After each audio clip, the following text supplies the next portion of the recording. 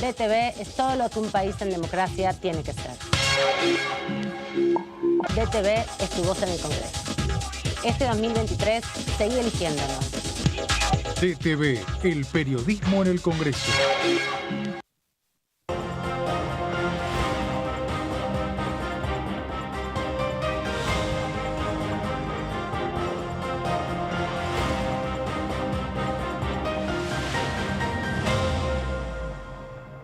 ¿Cómo andan? Bienvenidos, bienvenidas. Aquí estamos en la tercera edición de Diputados TV para compartir con ustedes la actualidad parlamentaria. Hubo varias comisiones, hubo varios dictámenes, hubo síntesis entre diputados y diputadas de los distintos bloques y eso es algo que se celebra siempre aquí en la Cámara de Diputados porque no es fácil llegar a consensos y menos con temas complejos como ha sido el debate sobre los créditos UVA que insumió el mediodía de la jornada del día de hoy con un debate bastante amigable entre los diputados, pero con definiciones, con un dictamen, con una amplia, muy amplia mayoría, 50 firmas en total de las dos comisiones que estuvieron discutiendo este proyecto de ley y una pequeña luz de esperanza hacia aquellas personas que tienen un crédito UVA y también, bueno, el testimonio del diputado Cacase, que ya estuvo aquí en segunda edición, hoy más temprano, que también lo contó en la comisión de plenaria que se dio en el día de hoy sobre él, en primera persona, es uno de los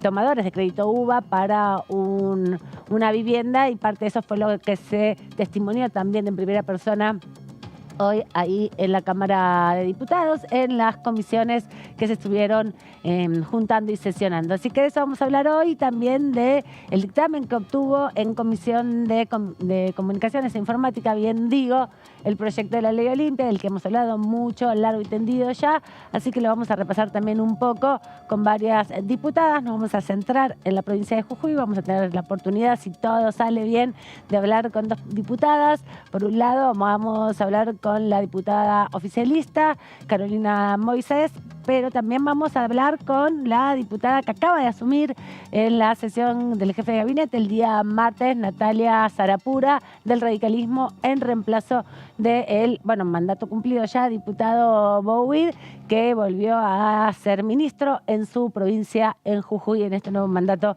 de Gerardo Morales. Pero todo eso lo vamos a conversar en un rato, aquí con mis colegas y compañeras, porque les voy a dar primero la bienvenida a ellas para, conocer un poco cómo vieron los debates de hoy. ¿Cómo anda Jessica Calcaño? ¿Todo bien? Bien, muy bien, Amanda. Sí, y también estamos a la expectativa de la comisión de mañana, a las 11 de la mañana, de juicio político, que si bien no va a tener testigos como las que veníamos viendo, va a ser un debate entre los diputados sobre los cargos formulados al juez Maqueda por todas las irregularidades en la supervisión de la obra social. ¿Cómo anda Meli Jofre? ¿Todo bien? Hola, Amanda, ¿todo bien? También hay definiciones electorales, ¿no? Importantes. Sí, así es, porque hoy es el día del cierre de alianzas y, las dos principales fuerzas, Juntos por el Cambio, va a mantener su nombre. Quedó obviamente descartada la incorporación de Schiaretti, por lo menos en este momento, por ahora. No en las internas abiertas, simultáneas y obligatorias. Sí, no quedó descartado el tema, digamos, ¿no? Pero también tenés por el otro lado al Frente de Todos, que ha cambiado su nombre, Unión por la Patria. Este es el nuevo sello con el que va a competir en las próximas elecciones. Y de acá al 24 de junio, obviamente, días de mucho movimiento. Ayer lo escuchaba Germán Martínez acá diciendo que descartaba cualquier tipo de sesión, hasta el 24 dijo imposible porque no da las fechas y tampoco da la posibilidad de la atención, ¿no? Ahora sobre todo porque ahora a las 12 de la noche cierra la inscripción de las alianzas, pero lo más importante es que el 24 todo el mundo va a estar con la rosca full para ocupar un lugar en las candidaturas, pero no solo los ejecutivos, sino también a los legislativos nacionales, diputados y senadores, 6 provincias renuevan senadores, y también en todas las discusiones que se van dando respecto a esto, porque son pocos lugares en la mayoría de las provincias para llegar la representación aquí en la Cámara, ¿no? Sí, también vamos a conocer ese día quién va de candidato a gobernador en la provincia de Buenos Aires, que se va a realizar en la misma fecha. Por el momento creo que ya no tiene plazos para cambiarlo, así que... No, para cambiar eso no. Lo que sí todavía puede hacerse es, después de las PASO, la convocatoria a la general, ¿no? Que puede ser en otra fecha desdoblada de las generales de presidente que van a ser en octubre. Pero bueno, eso también va impactando porque se van reacomodando y ahora igual la atención va a estar puesta en otro lado. Hay discusiones que también se van dando al interior de los partidos y las organizaciones y los frentes políticos que van a desviar un poco la atención aquí en la Cámara de Diputados. Por eso era importante la agenda del día de hoy, porque se lograron 2 dictámenes fundamentales que abren o habilitan en algún sentido la discusión conjunta con un sector importante de la oposición, ¿no? Porque este dictamen que consiguió el proyecto de créditos UBA suma a un sector importante, aunque con algunas disidencias parciales en los textos, de Juntos por el Cambio, justamente, principalmente del sector radical. Sí, fue Julio Cobos, el diputado, que junto con Heller, del Frente de Todos, son los que intentaron llegar o elaborar este dictamen de consenso, que había alrededor de 11 proyectos, recordemos. Es un tema bastante debatido y bastante postergado, ¿no?, por el reclamo de las familias que estaban pidiendo una solución. Hacía no mucho, además, habían empezado a salir fallos judiciales favorables a las familias de los hipotecados y, bueno, de alguna manera creo que eso aceleró un poco los tiempos de intentar buscar algún tipo de solución para frenar un poco que avancen esos fallos que podía perjudicar a los bancos también. Sí, además esto, algo que se planteó importante, es que son bancos públicos los que promueven los créditos UBA y que también la morosidad es baja, en el sentido de que se ha extendido el plazo también de pago de las cuotas, que es parte de lo que genera esta situación compleja, pero se ha llegado a un acuerdo, una síntesis en definitiva. También decían hoy temprano en la comisión, como una de las premisas, que tiene que ver con que quieren que el sistema de créditos UBA se mantenga, ¿no?, como política pública en definitiva, pero con estos ajustes legales desde el Congreso, porque recordemos que es una normativa que no fue aprobada por ley, ¿no?, que es una resolución del Banco Central. Sí, promociona también líneas de crédito similares, ¿no? Un poco... Bueno, lo que se cuestionaba sobre todo el proyecto del diputado Martín Tetaz, que fue el que encabezó el dictamen de minoría, pero fíjate que hubo algo llamativo también, porque el dictamen de minoría lo acompañó la Coalición Cívica y el PRO, pero con disidencias parciales a su vez. Por eso se están ahí, me parece, tejiendo una estrategia para conseguir justamente que se sienten el día de la sesión. Algunas diferencias que plantea Cobos. Hoy nos comentaba que el punto principal, digamos, que él va a seguir reclamando de acá hasta que el proyecto se pueda tratar en el recinto, es la fecha de corte, ¿no? Él quiere que sea agosto de 2019 la retroactividad y no 1 de enero de 2023. Es lo que eso se van a seguir hoy negociando, pero dijo que si eso se cambia, la ley avanza, sigue para adelante, y si no, bueno, se votará en particular en el recinto y se verá cuántos votos cosecha finalmente. De esto vamos a estar hablando en detalle en un rato, porque vamos a repasar lo que dejó esa comisión, no solo las repercusiones que ustedes pudieron seguir aquí en Diputados TV, sino también una síntesis de ese dictamen, una síntesis del acuerdo al que se llegó para darle una respuesta, por lo menos formal, en algún sentido parcial, a los tenedores de los créditos UBA. Pero les contábamos que el martes hubo sesión informativa del jefe de gabinete, lo venimos repasando el día de ayer, y antes del inicio del ingreso del jefe de gabinete para su sesión, fue el momento de la jura de una nueva diputada en reemplazo de otro diputado que dejó su banca, que presentó también su renuncia, y justamente fue el momento de la jura de Natalia Sarapura, una nueva diputada que se incorpora al cuerpo legislativo. Va a hablar con nosotros ahora en un segundo, pero queremos repasar su momento de jura aquí el martes, el día de ayer justamente, en la sesión. Invito a la diputada electa por el distrito de Jujuy, Natalia Silvina Sarapura, a prestar juramento. Se invita a la honorable Cámara a las diputadas, diputados y al público presente a ponerse de pie.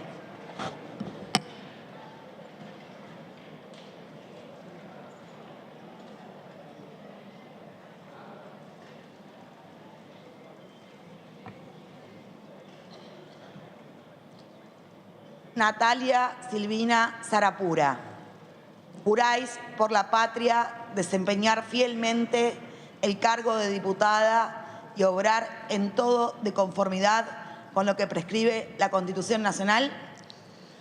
Por aquellos que estuvieron antes, por el proceso de mi provincia, por la reconstitución de esta nación argentina y por el respeto a mi espiritualidad, sí juro. Si así no lo hicieras, la patria os lo demande, queda usted incorporada al cuerpo.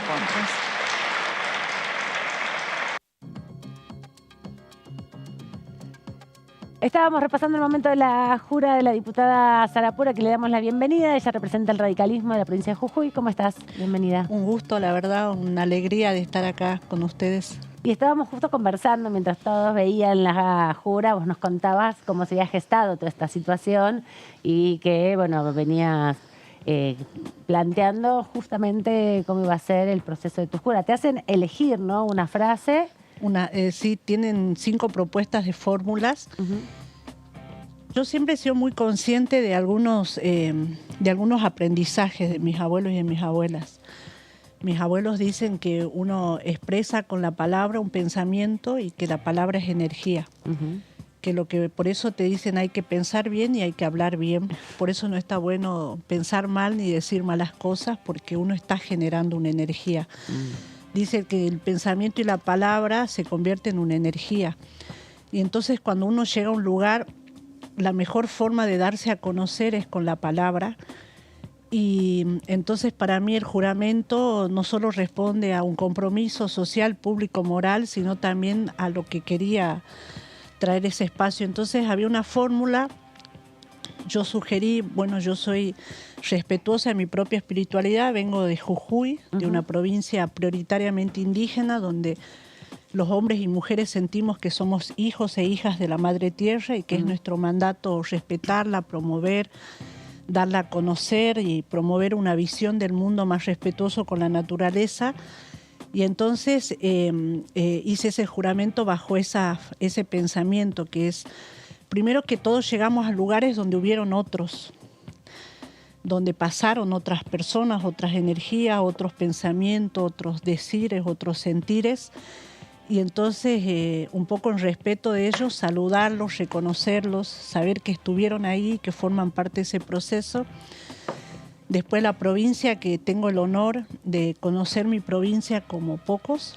Fue una caminante al territorio, una tejedora de procesos sociales, y entonces conozco mi provincia desde la Puna, la Quiaca, que es muy conocida, pero yo conozco los rinconcitos hasta el ramal jujeño, la quebrada, los valles.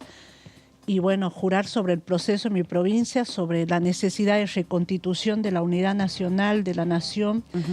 Siento que es un momento en que todos tenemos que superar las grietas, donde nuestra gente, nuestro pueblo, nuestra sociedad necesita que demos pautas sobre una unidad de pensamiento y de... Nosotros decimos también que la política de mayorías y minorías tiene que encontrar una nueva visión, que es llegar más a acuerdos que plantearse esos modelos.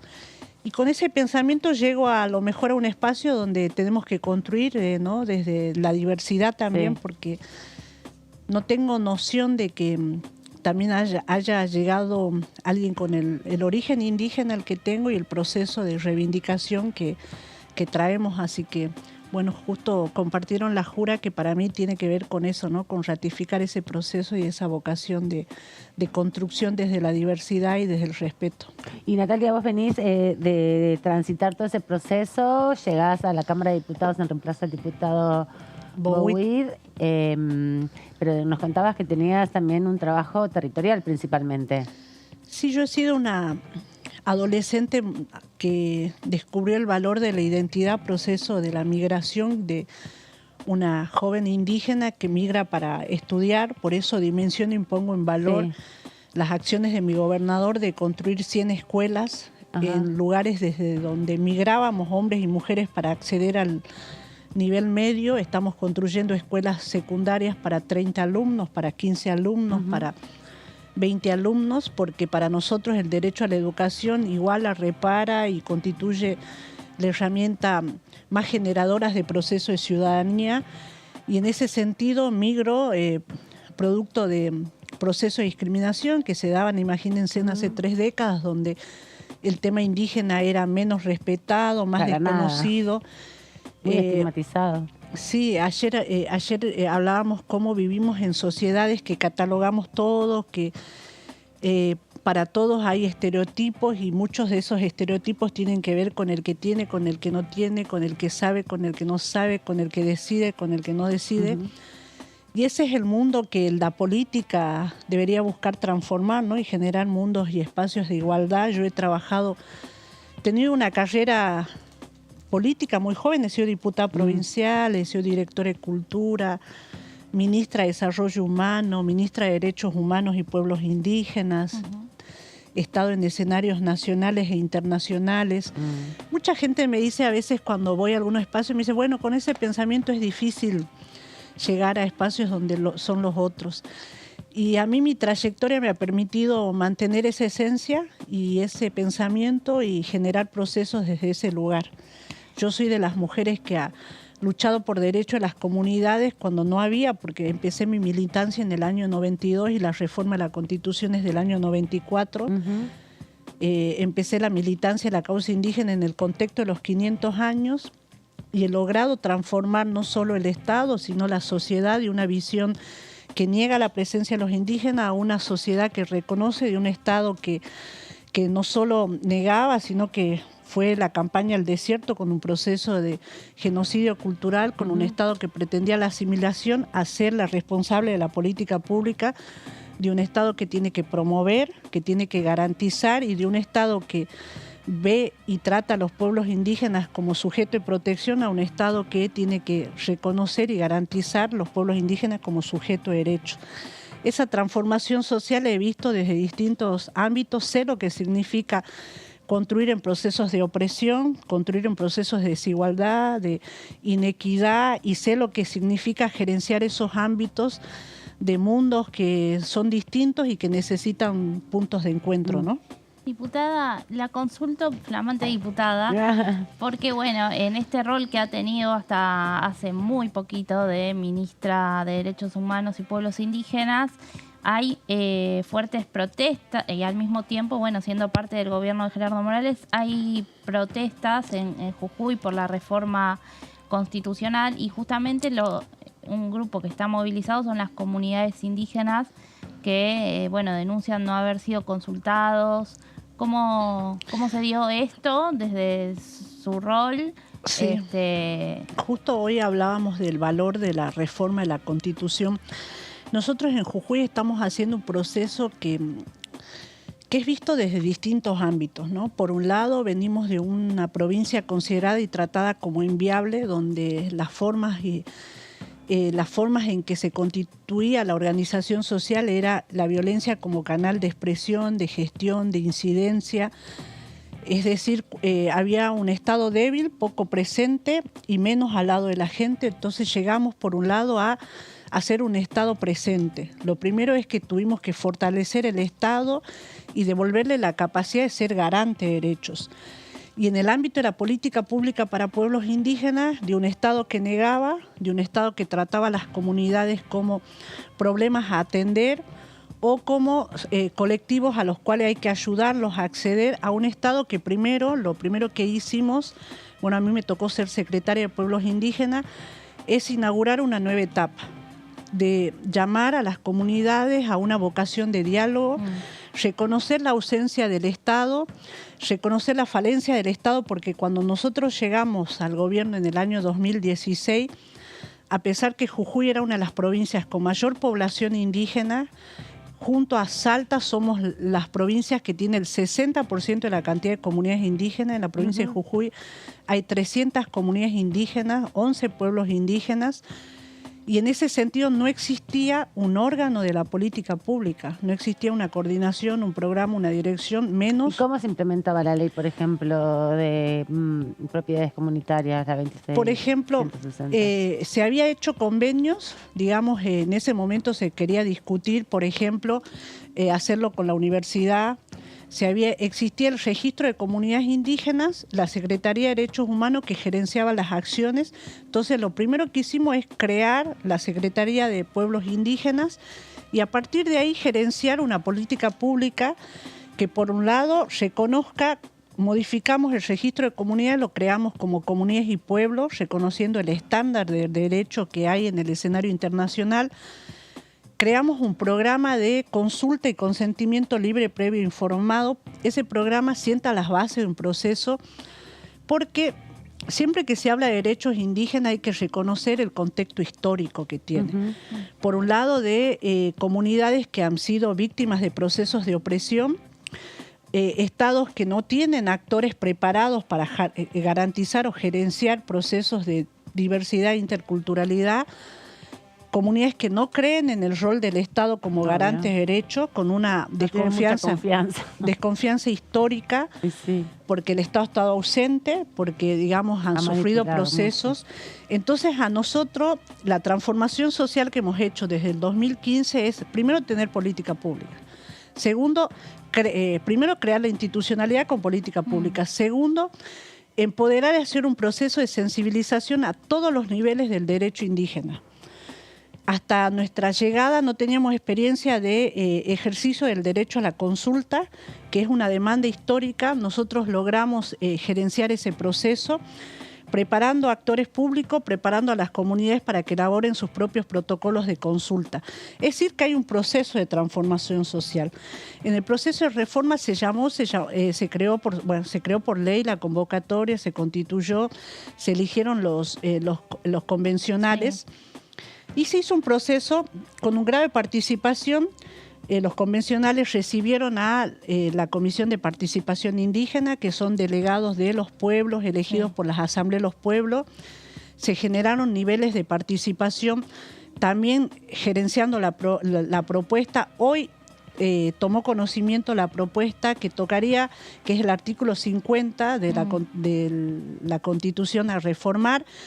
Ese artículo 50 es como casi en el espíritu, o yo diría, hasta el año 94, imagínense que decía promover, la Constitución Nacional decía promover el trato pacífico con los indios y su conversión al catolicismo. El artículo 50 actual dice proteger a las comunidades aborígenes. Ese es el espíritu, digamos, un espíritu proteccionista.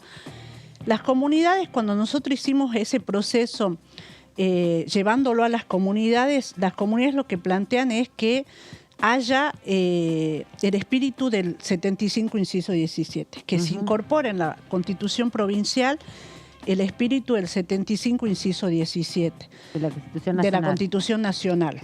Ese es el planteo de las comunidades. Hoy tomó estado público, digamos, la propuesta. El articulado toma el artículo 75, inciso 17. Ahora se están recibiendo, digamos, algunos aportes, preocupaciones de las comunidades.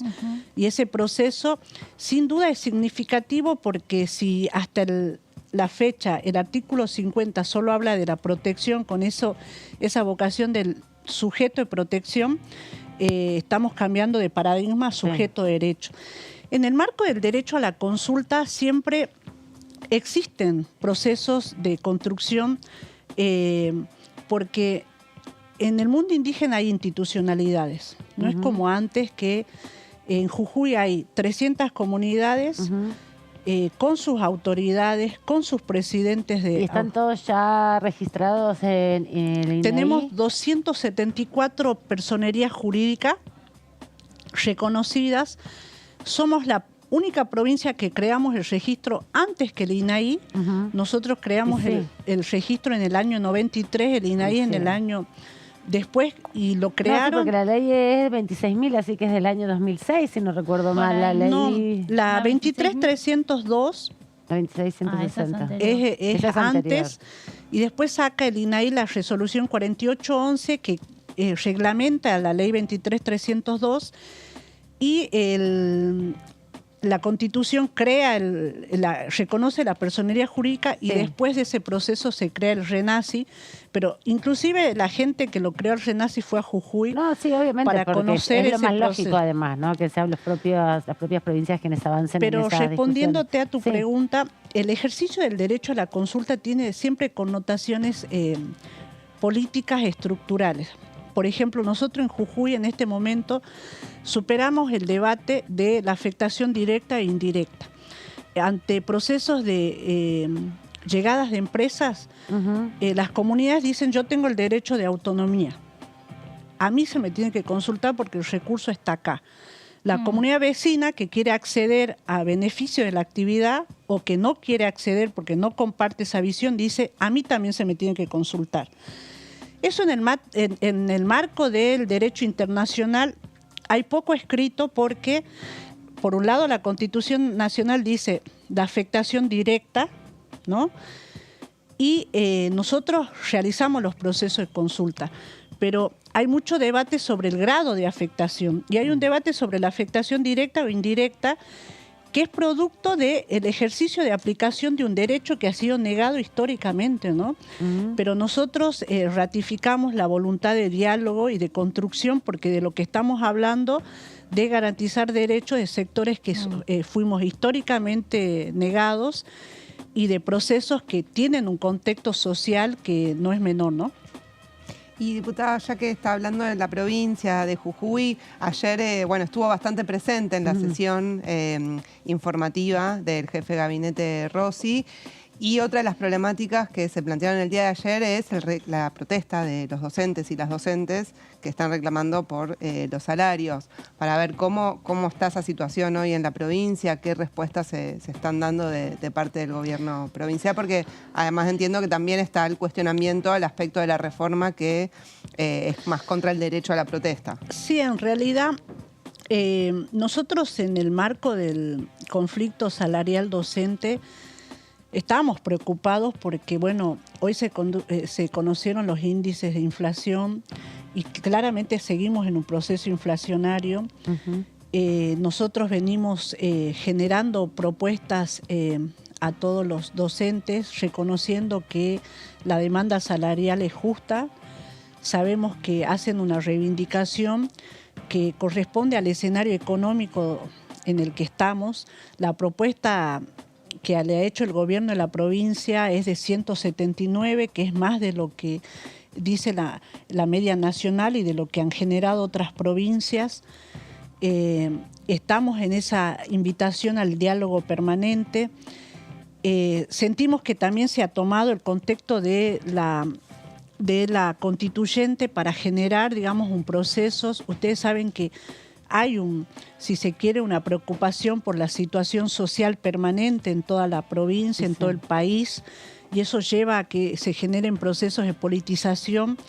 En ese sentido, nosotros entendemos el reclamo docente, pero hemos llamado a una separación de los temas, en el sentido de que veíamos que la oposición es contradictorio ver que quienes son de alguna manera responsables de los procesos inflacionarios corresponden a sectores que forman parte, que no se genera el debate necesario para dar cómo solucionamos, qué marco le damos, qué acción, porque el proceso salarial docente ya está en varias provincias, o sea, claramente es de una proyección nacional. Yo se lo preguntaba ayer al jefe de gabinete, le decía, sin duda necesitamos tener una acción de gobierno que por un lado dé cuenta de qué es lo que se está haciendo con el proceso inflacionario y por otro lado dé cuenta de esta situación que cada vez se hace más presente en otras provincias. Nosotros el gobernador ha hecho un ofrecimiento el día de ayer con una invitación a la vuelta de las aulas, con 3 escenarios. Uno es que en Jujuy una de las estrategias para la seguridad alimentaria, como no pasa en otras provincias, les cuento, antes de ser ministra de Derechos Humanos y Pueblo fui ministra de Desarrollo Humano. Y conozco el día a día, por cada día de clase se preparan 400.000 raciones. Es realmente una cifra que alarma, pero es la realidad y es la Sí, decisión... son los comedores infantiles, escolares. Sí, en las escuelas y todos los días de clase en las escuelas se alimentan 156.000 niños. Bien. Para nosotros es fundamental porque desde la llegada de nuestro gobierno, digamos, se generalizó el servicio alimentario en los colegios primarios y se fue aumentando en los colegios secundarios. Es decir, que la presencia de los niños en las escuelas no solo garantiza el derecho a la educación, sino también la alimentación. Entonces, sin duda, es un contexto que es una invitación. Veníamos de vivir el proceso en Salta, lo mirábamos con preocupación, y ese proceso en la provincia de Jujuy lleva unos días. Entonces, ayer el gobernador le ha pedido que está garantizado el derecho a la protesta, pero que no afecte, que esa siempre fue la filosofía. Se dio marcha atrás también con un decreto, ¿no? Sí, había un reclamo docente. Nosotros venimos desde la llegada del gobernador a hacer un proceso social. Nosotros vivíamos en una provincia que los que conocen Jujuy saben que es linda, que tiene paisajes, pero la ciudad es chiquitita. Sí. A la ciudad de San Salvador de Jujuy se llega por 3 puentes. Y vivíamos una ciudad que era inviable, o sea, había corte de rutas permanentes, no podía llegar el turismo, las ambulancias tenían que negociar para pasar un piquete. Nos habíamos convertido en la provincia del piquete, con todo lo que eso significa. Y sin duda, un acuerdo social que hicimos es que íbamos a sacar las violencias de las calles, así como combatimos las formas de violencia que vivimos las mujeres, sacar.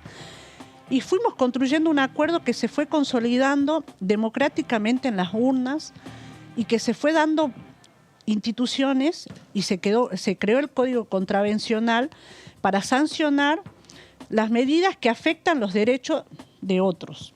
Es decir, se puede protestar.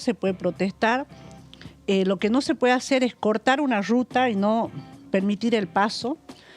Y ese sentido se fue generalizando. Y la Constitución lo que hace es consagrar este sentido de paz y consagrar el libre tránsito. De ninguna manera, usted imagínense que el derecho a la protesta es de mandato constitucional. Eso, si uno lo quisiera... El 14-6. Si uno lo quisiera, es una acción de amparo. Pero sin duda generó ese proceso. Y lo que estamos haciendo es la invitación al diálogo permanentemente, ¿no? Diputada, nos quedaríamos un rato más porque nos quedan ganas de preguntarle sobre qué va a hacer acá en el Congreso, cuáles son sus comisiones, pero le queremos agradecer también su visita. Nos dan ganas de seguir conversando. Tenemos otras notas por delante y gracias por este rato aquí en la tercera edición. Por favor, gracias a ustedes y por informarse de lo que pasa en mi provincia. Para nosotros es importante también compartir.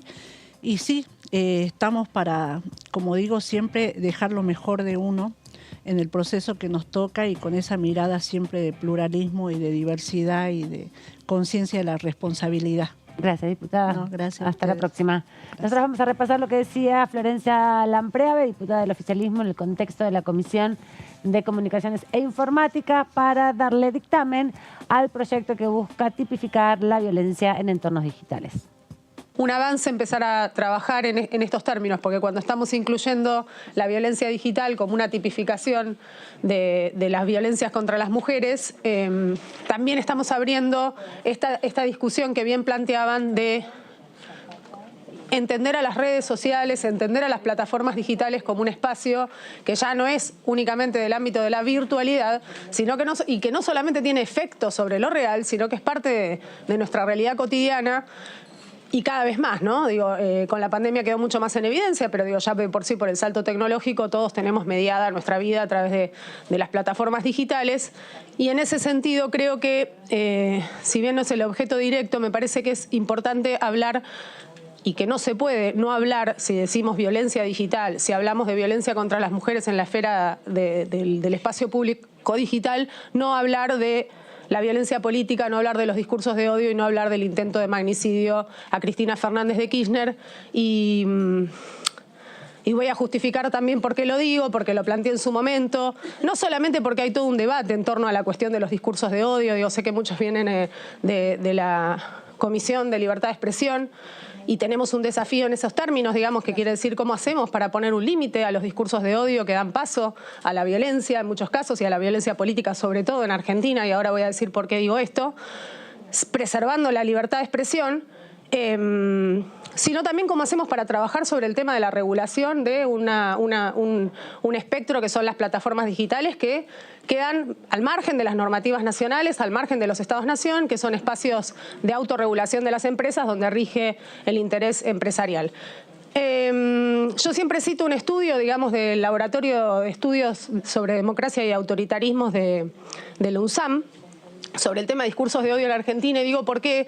Porque los discursos de odio que muchos, y ellos estudian específicamente la esfera pública digital, es decir, discursos que se emiten en la esfera pública digital, bueno, que vienen en aumento, que en los últimos 2 años, solamente 2 años, hicieron un corte 2020-2022, aumentaron un 10%, y estamos hablando de promoción de los discursos de odio en la esfera pública digital en torno al 34%, y la admisión de eso llega casi a más del 50%. Quiere decir que hay una tolerancia también por esta idea de que lo que ocurre ahí no es tan real como la realidad misma. Entonces hay una tolerancia a determinados discursos, a bajar el filtro, que ocurre en la esfera pública digital que en la realidad no. Y también hemos visto la relación que hay entre estos climas que se generan en las redes sociales o en las plataformas digitales y el pase a la violencia. Como bien lo plantearon también el Comité de Expertas del Seguimiento del Tratado de Belém de Opará cuando vinieron acá sobre la investigación del intento de magnicidio a Cristina Fernández de Kirchner, que había un clima que se había gestado, que este hecho no es un hecho aislado que aparece, ¿no? Un loco que va y gatilla y demás, sino que más allá, digo, no me voy a poner acá a discutir si era formaba parte de una estrategia, si era un individuo, digamos, la cuestión judicial, pero lo que no hay duda, y es lo que está planteado en ese informe que presenta este Comité de Expertas de la OEA, lo que no hay duda es que se venía gestando un clima de instalación de odio, un clima de violencia a través de los grandes medios masivos de comunicación y también replicado en las redes sociales, con un montón de discursos deshumanizantes, que también apuntan en muchos casos a la condición de género de la vicepresidenta y no tanto a sus condiciones políticas, y que venían gestando un clima que venimos todos señalando hace un montón, pero bueno, a veces es necesario citar estos informes, decimos, de la OEA o de determinados organismos internacionales, porque parece que eso le da como más peso a lo que venimos diciendo, y lleva 20 años, ¿no? Esta generación de un clima que termina luego en el pase a la violencia real, con un tipo, ¿no?, gatillándole en la cara a la vicepresidenta. Y después decir, los discursos de odio que se vierten en la esfera pública digital en Argentina, mayormente cuando se estudia cuál es el objeto por el cual se vierten este tipo de discursos de odio, aparece en la tabla rankeando primero candidatos e identidades políticas. Por eso lo digo, no otro tipo de razones. Y ahí ya vemos una limitante, porque inclusive en el ámbito de la autorregulación de las empresas, si yo quiero denunciar un discurso porque me siento damnificada, no tengo la posibilidad de denunciar por razones políticas o por identidad política, ¿no? Te aparece raza, no sé si ya han hecho el intento de hacerlo, pero eso, digo, no aparece como una posibilidad ni siquiera en el ámbito de la autorregulación de las empresas. Y luego el otro componente que aparece cuando se estudia cuáles son los objetos de odio es que cuando estos tienen una identificación, es decir, nombre y apellido, está con una identidad definida, el usuario al cual se destina ese discurso de odio, el 70% se destinan a mujeres. Y por eso entonces ratifico, es imposible hablar en Argentina de violencia digital contra las mujeres sin hablar de la violencia política, sin hablar de los discursos de odio y sin hablar de lo que fue uno de los atentados más importantes a la democracia desde la recuperación en Argentina, que es el intento de magnicidio de Cristina Fernández de Kirchner. Ahí la diputada Florencia Lampreave haciendo un contexto también, poniendo en relación el impacto que tiene esta ley que se intenta aprobar próximamente en la sesión que se pueda acordar. Ayer estuvimos con Germán Martínez, aquí sentado ahí donde estaba sentada hoy, Jessy.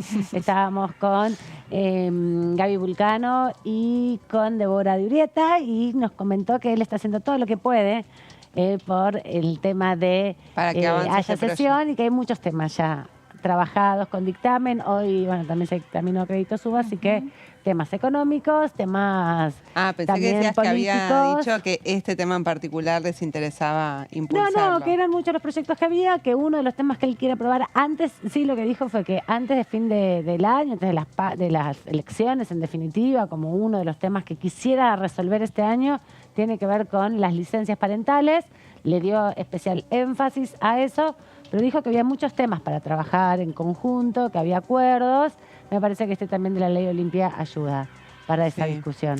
Sí, viste que la comisión igual, no sé, Meli, qué te pareció, pero es como que hay acuerdo un poco en el proyecto, pero después cuando da los fundamentos que da cada diputada de cada bloque son muy distintos y generó un poco de polémica, porque justamente desde el Frente de Todos ponen también como ejemplo de todo lo que es la violencia digital, todo lo que ocurrió con la vicepresidenta Cristina Fernández y desde Juntos por el Cambio lo dicen para romper el espacio, para qué meten estos temas y saben que no tenemos la misma visión. Además consideran que los discursos de odio, bueno, no son posibles de ser regulados de alguna manera o no son posibles también de ser trabajados en ese sentido, ¿no? No, y también una de las cosas que decía Karina Banfi es que esta ley no avanza en la reforma del Código Penal, no avanza en las sanciones, no avanza en multas, que justamente son proyectos que se cayeron cuando tuvieron media sanción. La última media sanción son aquellos conocidos como para penalizar el sexting. El último que se cayó había salido del Senado durante pandemia, pero acá en diputados nunca avanzó. La pornovenganza. La pornovenganza también, sí.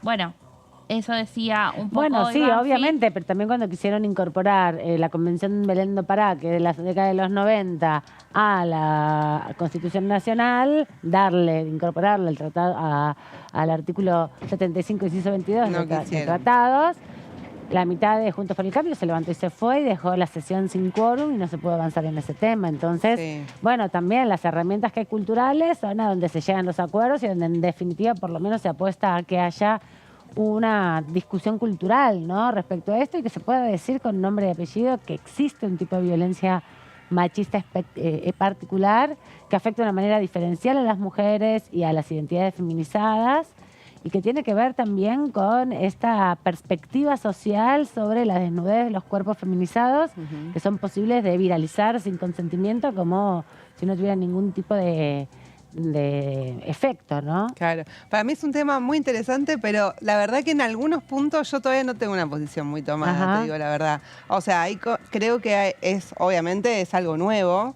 Sí creo, por ejemplo, que todo lo que tiene que ver con los videos que se publican en las redes sin consentimiento de la persona que está en ese video, eso desde ya es un tema a abordar y que aparte, bueno, ahora vamos a ver con Meli el proyecto, plantea algunas cosas interesantes, pero después, bueno, ¿cómo definís discurso de odio? Bueno, ¿y qué haces? ¿Te pones a perseguir cuentas en Twitter? No, claro, eso es lo difícil, porque no se trata solamente de la forma de intervención, ¿no? Acá ni siquiera se puede, por eso esta ley es interesante en el sentido que sigue el espíritu de la 26485, que lo que busca es establecer también pautas sociales que afectan a distintas áreas del Estado, más allá, caracterizar el tipo de violencia, porque si no es una generalización y también lo que sucede en la experiencia humana, en definitiva, es que se le baja el precio a los efectos que eso tiene.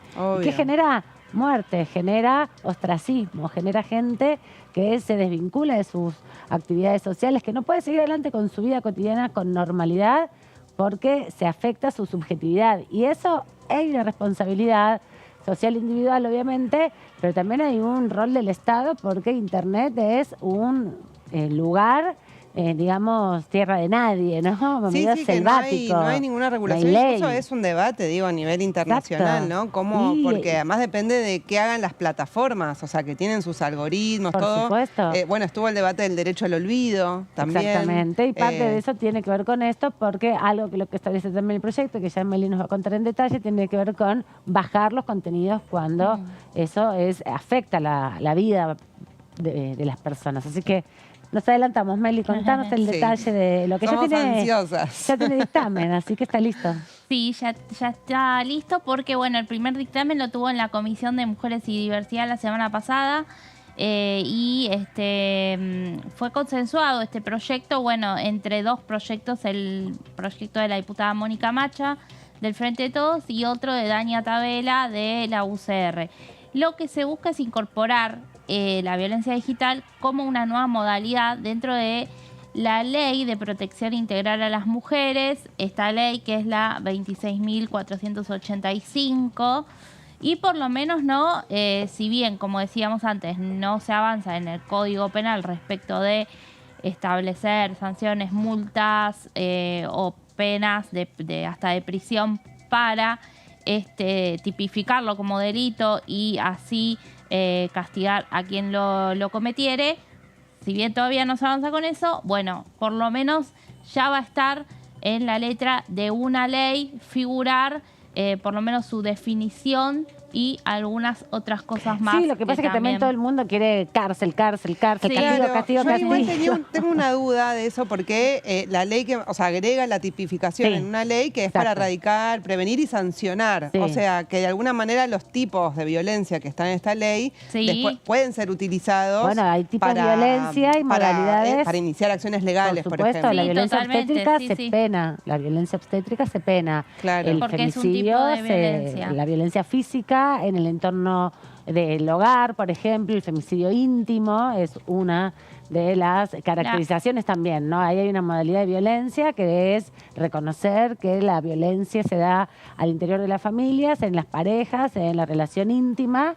Es un tipo de violencia particular. Eso es lo que dice la ley 26.485. Sí, y el Código Penal dice cuáles son las últimas penas. violencias que se incorporaron fueron la violencia política y la violencia en la vía pública, el acoso callejero. Exacto. Esas fueron las dos últimas reformas. Sí, Bueno, ahora esta sería una nueva reforma, un nuevo inciso al artículo 6 específicamente, pero como vos bien decís, Jessy, esta ley también habla de sancionar y por eso, ahora vamos a avanzar, tiene otros cambios en otros artículos e incisos donde también establece ciertas facultades a los jueces.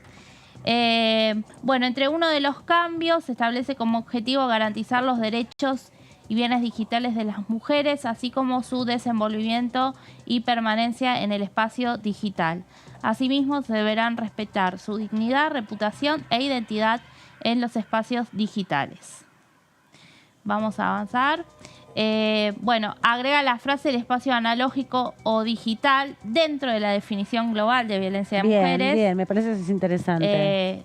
Solamente esas 4 palabritas, pero que ya es importante porque obviamente todos los cambios no es que se cambia solo, bueno, agregamos un inciso. Tienen que cambiarse varias cosas en los artículos, Exacto. ¿no? Y empezar a hablar de esto, de lo digital, a lo largo de la ley. Y además es importante esto porque empieza a reconocer una territorialidad digital para ir más adelante en otros procesos legislativos, en otras leyes, avanzando tanto en reconocimiento de derechos como en implementación de castigos, ¿no? Castigos pueden ser desde la prisión hasta multas. Me parece que eso porque empieza a corporalizar, si hay un terreno, un territorio que es analógico, que es la vida cotidiana, digamos, el mundo real, pero hay otro espacio que es digital, que es otro tipo de entorno, que ahí que pasan es real otras también. cosas, que es real, pero es otro Es tipo virtual. de entorno, virtual. Claro. Exacto. Material y virtual debería ser la contraposición. Bueno, entonces se incorpora en el artículo 6 la modalidad de violencia digital o telemática, definida como toda conducta, acción u omisión en contra de la mujer basada en su género que sea cometida, instigada o agravada en parte o en su totalidad con la asistencia, utilización y o apropiación de las tecnologías de la información y la comunicación con el objeto de causar daños físicos, psicológicos, económicos, sexuales o morales, tanto en el ámbito privado como en el público, a ellas o a su grupo familiar también, ¿no? Teniendo en cuenta la afectación posible del entorno de esa mujer. Bueno, además se agrega que se deberá implementar un servicio multisoporte telefónico y digital gratuito y accesible destinado a dar contención, información y brindar asesoramiento sobre la violencia digital. ¿Se va a incorporar a la 144 esto entonces, en definitiva, o se armar otra? Bueno, creo que armen otra línea telefónica. No habla de línea telefónica además. Bueno, pero dice un soporte, multisoporte telefónico y digital. Entiendo que así como estaba el WhatsApp en la época de la pandemia y en la 144, debería haber algún tipo de dispositivo. No sé, por ahí lo incorporan. Sí, hay que ver. Puede ser una aplicación también hoy día, ¿no? Sí. Bueno, vamos a la siguiente. Así avanzamos con estos cambios que, como decimos, se van a hacer a la ley de protección integral a las mujeres. En otra de las modificaciones se establece que se deberán promover programas de alfabetización digital, buenas prácticas en el uso de las TICs y la comunicación y de identificación de las violencias digitales en las clases de educación sexual integral, como en el resto de los contenidos en el ámbito educativo y en la formación docente. Está muy bien. Ya acá empezamos, ¿no?, con la prevención. Partimos desde la ESI, ya hablando en las escuelas, tanto a nivel primario como secundario, de lo que es violencia digital, hoy por hoy con niños y adolescentes al alcance de la mano de todas las TICs. Que lo usan mejor que cualquier adulto. Sí. Es fundamental. Y es uno de los públicos objetivos de esta ley, en definitiva, en última instancia, ¿no? ¿Te parece, Mili, que repasemos lo que decía Mónica Macha, la presidenta de la Comisión de Género y Diversidades, donde ya se aprobó hace 2 semanas este proyecto? Una de las autoras, impulsoras de la iniciativa, que recoge la experiencia justamente de Olimpia Coral Melo, una joven mexicana que sufrió este tipo de violencia y a partir de eso logró la tipificación tanto en México como ahora lo está haciendo aquí en Argentina. Este proyecto que, como bien decía, tiene ya el dictamen de Mujeres y Diversidad, y con este dictamen ya puede pasar al recinto, lo cual es bien interesante para poder seguir avanzando en lo que significa la búsqueda y la posibilidad de concretar iniciativas que permitan prevenir, sancionar y erradicar las violencias por motivos de géneros. Con este proyecto, que es Ley Olimpia, que se llama Olimpia digamos, en honor también a una sobreviviente de la violencia digital, Olimpia Coral Melo, que es una compañera mexicana que viene desarrollando también todo un proceso en relación a esta legislación en toda la región. México, en este sentido, ya tiene en varios estados esta legislación, y en distintos países de nuestra región se está tratando, y Argentina, bueno, es uno de ellos. Entonces, en ese sentido, Ley Olimpia lo que busca es poder incorporar a nuestra ley 26485 tipificar la violencia digital como una forma de violencia por motivos de géneros.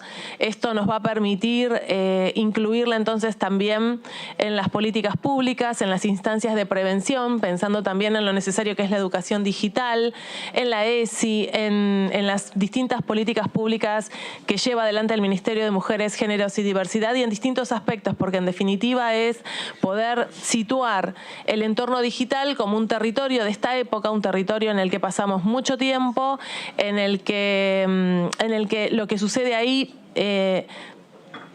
pasa a lo real, ¿no? Esto de poder pensar que lo virtual es real, que las cosas que suceden y que se plantean en redes o en grupos de WhatsApp, de Telegram y demás, tienen efectos en las vidas de las personas, que estos efectos que cuando se llevan adelante en el marco de esa violencia, me refiero con esto a la circulación de imágenes íntimas, fotos o videos sin consentimiento, especialmente, hay varias formas, pero especialmente quiero recaer en esta porque en definitiva en las relaciones humanas, en las nuevas formas de relacionamiento, y en este sentido el rol que juega el entorno digital también es parte también de la vida sexual de muchísimas personas, y el punto acá no es entonces la posibilidad de decidir tomarse fotos o filmarse y demás, sino esa circulación después sin consentimiento, que es lo que genera en las mujeres una situación de un padecimiento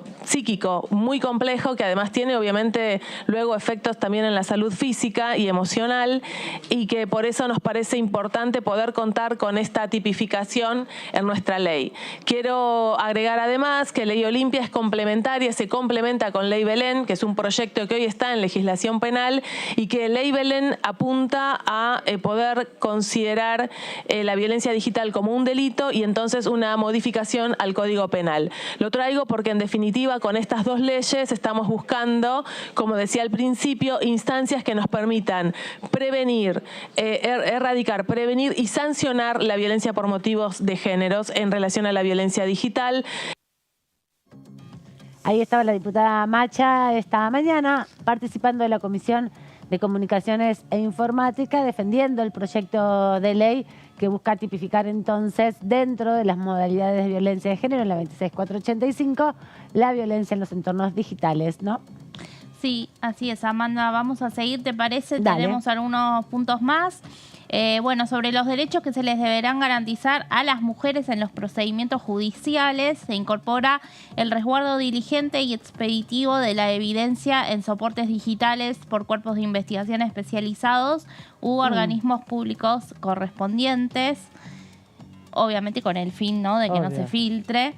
Y respecto a las medidas preventivas urgentes, acá se le dan ciertas competencias al juez, que podrá ordenar al presunto agresor que cesen los actos de perturbación o intimidación. O sea que sería como una perimetral digital. Sí. ¿No? Claro, algo así, sí. Sí, que directa o indirectamente realice hacia la mujer, tanto en el espacio analógico como en el digital. Exacto, le pone una perimetral que no puede decir nada, no puede afectar, digamos, a la persona con ninguno de esos comentarios. Sí. A ver. Y también, bueno, el juez podrá ordenar la prohibición de contacto del presunto agresor hacia la mujer. Bueno, esta sería ya la perimetral efectiva, física. Que padece violencia por intermedio de cualquier tecnología de la información y la comunicación, aplicación o mensajería instantánea o canal de comunicación digital. Y además, esto es un poco de lo que decía Jessy, podrá ordenar por auto fundado a las empresas de plataformas digitales, redes sociales o páginas electrónicas de manera escrita o electrónica la supresión de contenidos que constituyan un ejercicio de violencia de género digital. Bueno, esto es lo que decíamos hace un ratito del derecho al olvido, ¿no? También en algún sentido toma ese debate que se instaló hace unos meses atrás, porque la Corte Suprema tuvo que definir respecto a si intervenía o no, si correspondía o no indemnizar y darle esta definición a una ciudadana que reclamaba que se desvinculen y que se bajen los contenidos que la asociaban a una etapa de su época que la afectaba en su vida cotidiana. Claro, igual es distinto esto, porque ahí estamos hablando de que era una persona que decidió salir en medios de comunicación, hablar todo. En este caso estamos hablando de mujeres a las que le suben en las redes videos sobre su intimidad sin su consentimiento. Entonces la posibilidad de bajar esos videos creo que es una herramienta importante, aunque sabemos, o sea, que no es que resuelve todo, ¿no? Porque en las redes, así como te bajan un video, te lo vuelven a subir. Sí, más que nada también algunos son los de las redes sociales, que es una dimensión, pero otra también es la mensajería instantánea, los grupos de WhatsApp, que es el lugar más complejo porque justamente las denuncias o las historias que se cuentan o que se difunden es en los grupos íntimos, en los grupos de trabajo. Por ahí no te lo publican en Facebook, por ahí no te lo publican en Instagram ni en Twitter. Te lo mandan a tu grupo de compañeros de laburo y todo el mundo está viendo tu video sin que vos te enteres al lado tuyo, ¿no? Mientras almorzás, en definitiva. Sí. Y eso afecta de una manera terrible la subjetividad, porque no puedes volver igual nunca a trabajar porque es un lugar muy hostil, ¿no? Y vos tenías tu posición y eso te afecta, ¿no? Si trabajes donde trabajes. La que celebró y saludó también este dictamen, parece que está muy contenta y que, como ahora es presidenta de la Cámara, no puede participar de los debates de manera directa, es la diputada Cecilia Moró, que a través de la red social Twitter publicó y Olimpia, perdón. Pensé que era el tuit de Cecilia Moró, me adelanté. Es Olimpia, el tuit de Olimpia. Veámoslo entonces, así lo compartimos. Lo que está retuiteando justamente es el posteo de la Cámara de Diputados de la Nación. Olimpia Coral Melo, que es justamente quien inició esta discusión, este debate político en México y acá, agradece tanto a la diputada Macha como a Karina Banfi, representantes de oficialismo y oposición, por este dictamen para avanzar por la tipificación de la violencia digital. Dice justamente, la violencia digital es real, y repostea este tuit de la Cámara de Diputados donde cuentan con ese botón violeta característico de los colores de los feminismos en el mundo, el dictamen de consenso que se logró con una foto de las diputadas Lampreave, de la diputada Macha, la diputada Banfi y la secretaria parlamentaria, obviamente, de la comisión. Sí, porque hoy no estuvo el diputado Pablo Carro, ¿no? Y Banfi es la condujo vicepresidenta. Condujo todo Banfi. Sí. Así que bueno, fue una discusión ahí de mujeres. Entre mujeres. Nuevamente, lo mismo que pasó en la Comisión de Mujeres. Sí, tal cual. Pésimo, ¿no? Por parte de los diputados. Seguro tenían inconvenientes y no podían estar presentes aquí por otros compromisos, pero por fin tiene dictamen y seguramente estará en la lista de los proyectos que podrán ser debatidos próximamente. Nos vamos rápidamente a la pausa. Tenemos más después del corte.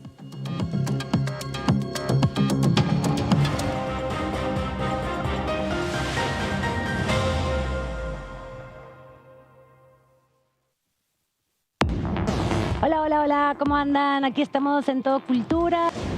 Y agradezco mucho la posibilidad que me ha dado el Congreso a través de Cultura de Diputados, junto con la Academia Nacional de Folclore, de propiciar un espacio donde yo he podido mostrar mis cuadros y que sé que va a seguir eso con otros artistas.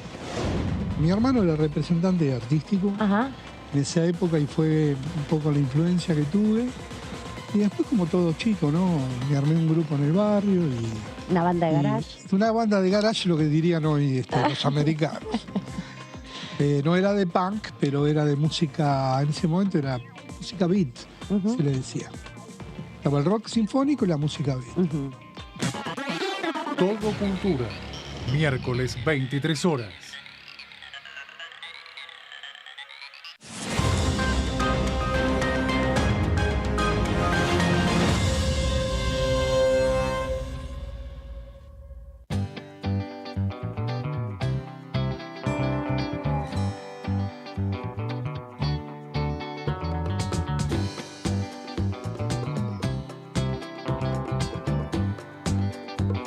Para hacer visible y formalizar el trabajo en casas particulares, creamos el programa Registradas, generando empleo digno y de calidad. Inscribiendo a una trabajadora de casas particulares, formalizás un puesto de trabajo y asegurás que acceda a todos sus derechos. A través del programa Registradas, durante los primeros 6 meses, el Estado cubre el 50% del sueldo de las nuevas trabajadoras. Una herramienta para visibilizar, formalizar y reconocer el trabajo del personal de casas particulares. Argentina Presidencia.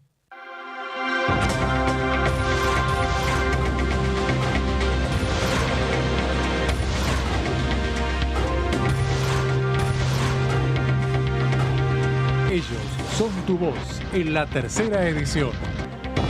DTV, el periodismo en el Congreso. Bienvenidos a Diputado TV. Hay un tema de una necesidad que tienen las estaciones de servicio, que sabemos que tienen un precio que es regulado, o sea, no es que pueden poner el precio de acuerdo a sus costos, y tienen un costo financiero importante con las tarjetas de crédito. Vos sabés que hay sectores de inquilinos que sostienen esta ley. Sí.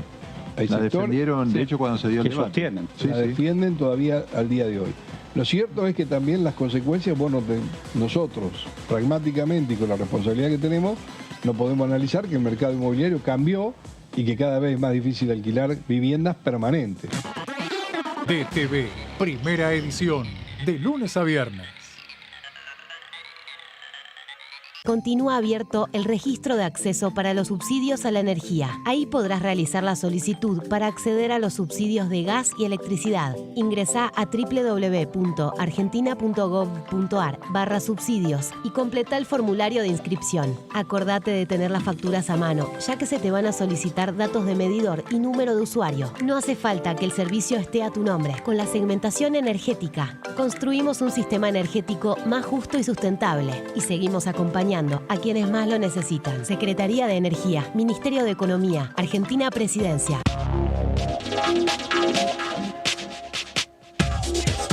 DTV es información, diálogo, análisis. DTV es federalismo, pluralidad de voces, libertad de expresión. DTV es todo lo que un país en democracia tiene que ser. DTV es tu voz en el Congreso. Este 2023, seguí eligiéndonos. DTV, el periodismo en el Congreso.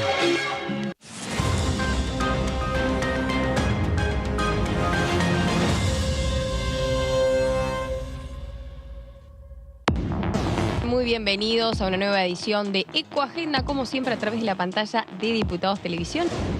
¿Cómo generamos estímulos para quien, como ese pequeño productor que te decía anteriormente, de 14 hectáreas, que tiene 10 hectáreas de bosque protegido, pueda mantenerlas en el tiempo? Bien. Porque si no es una falacia. Lo va tirando de a poco y cuando nos damos cuenta, esas 15 hectáreas de ese productor que tenía la mitad protegida, hoy ya es zona de producción, digamos, ¿no? Desde ya, basarnos en la transición energética puede traer más trabajo, puede traer más salud, puede traer limpieza en el aire, que se lleva a 9 millones de personas están expuestas a una muerte prematura por contaminación del aire, etcétera, etcétera, etcétera. Entonces la solución es mucho mejor desde el punto de vista ambiental, ecológico y social. Ecoagenda, jueves 23 horas. Cuando hagas una compra, paga como quieras, pero paga lo que es justo, porque ahora contás con Precios Justos, el compromiso que tomamos con supermercados y distribuidores de todo el país, para que más de 2.000 productos mantengan su precio por 4 meses y la previsibilidad de que otros 30.000 no superen el 4% de aumento mensual. Además, podés avisar de faltantes o irregularidades para que nadie tenga que pagar de más. Bajate la app, escaneá y conocé los precios justos. Primero la gente. Ministerio de Economía. Argentina Presidencia.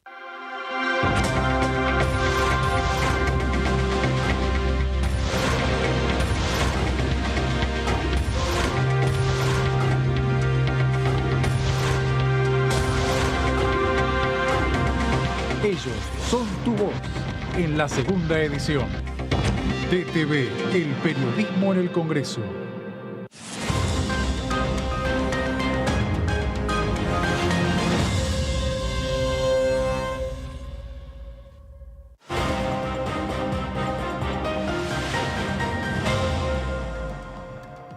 Como les contábamos al principio del programa, hubo un dictamen importantísimo en la jornada del día de hoy que tiene que ver específicamente con los créditos UVA, un reclamo que se intentó ya hace varios meses avanzar en su tratamiento y finalmente hubo, bueno, como decía ayer una diputada que nos vino a visitar, fumata blanca y se logró un dictamen. 41 presentes en la Comisión de Presupuesto y Hacienda, tiene 49, de los cuales 31 firmaron el dictamen, 6 con disidencia, 26 presentes de la Comisión de Finanzas, que tiene 31, de los cuales 19 firmaron el dictamen y 4 con disidencias. Y hubo otro dictamen más, hubo 2 dictámenes en definitiva de este proyecto, que la discusión igual fue mucho más amena de lo que esperaba, en un contexto como el día de hoy, que cierran las alianzas, se ve que toda la atención está puesta en otro lado. No había muchos presentes, No había muchos presentes, obvio. Y también, por otro lado, bueno, llegaron a un acuerdo de síntesis de 12 proyectos que había dando vueltas. Sí. No, presentes hubo para la firma, digamos, pero después, mientras se extendía el debate, la sala se iba vaciando. Hablaron solo los que tenían algún interés particular, sí, ¿no? En decir también algo. eso. Y que ya venían haciendo intervenciones porque hubo muchos debates informativos con expositores. Recordemos que vino en su momento el presidente del Banco Central, Miguel Pese, vino también Silvina Batakis como representante del Banco Provincia. Del Banco Nación, del Banco Ciudad, Banco Nación, lados. Banco Nación. Bueno, vinieron los bancos, vinieron los hipotecados, hubo debate ya de diputados. Es un tema que venía hace mucho tiempo reclamándose y bueno, Julio Cobo fue uno de los que más impulsó el tema y bueno, también hay que decir que hubo un reclamo por parte de los hipotecados que además también, por ejemplo, habían solicitado presenciar la discusión en el día de hoy porque son los que están directamente afectados y se lo negaron. Sí, hay que decir que es complejo porque son los 2 grandes temas vinculados al proceso, a la crisis habitacional. Bueno, son 3 grandes temas, ¿no? Los barrios populares por un lado,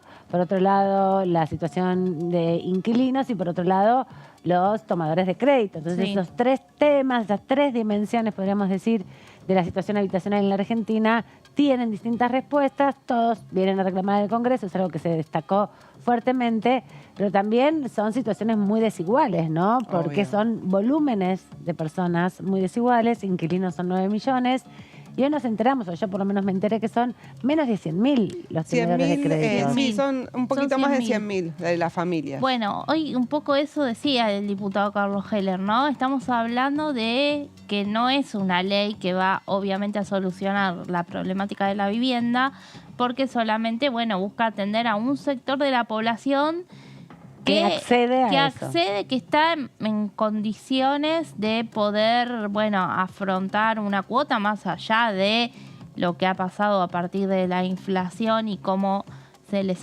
incrementaron los montos.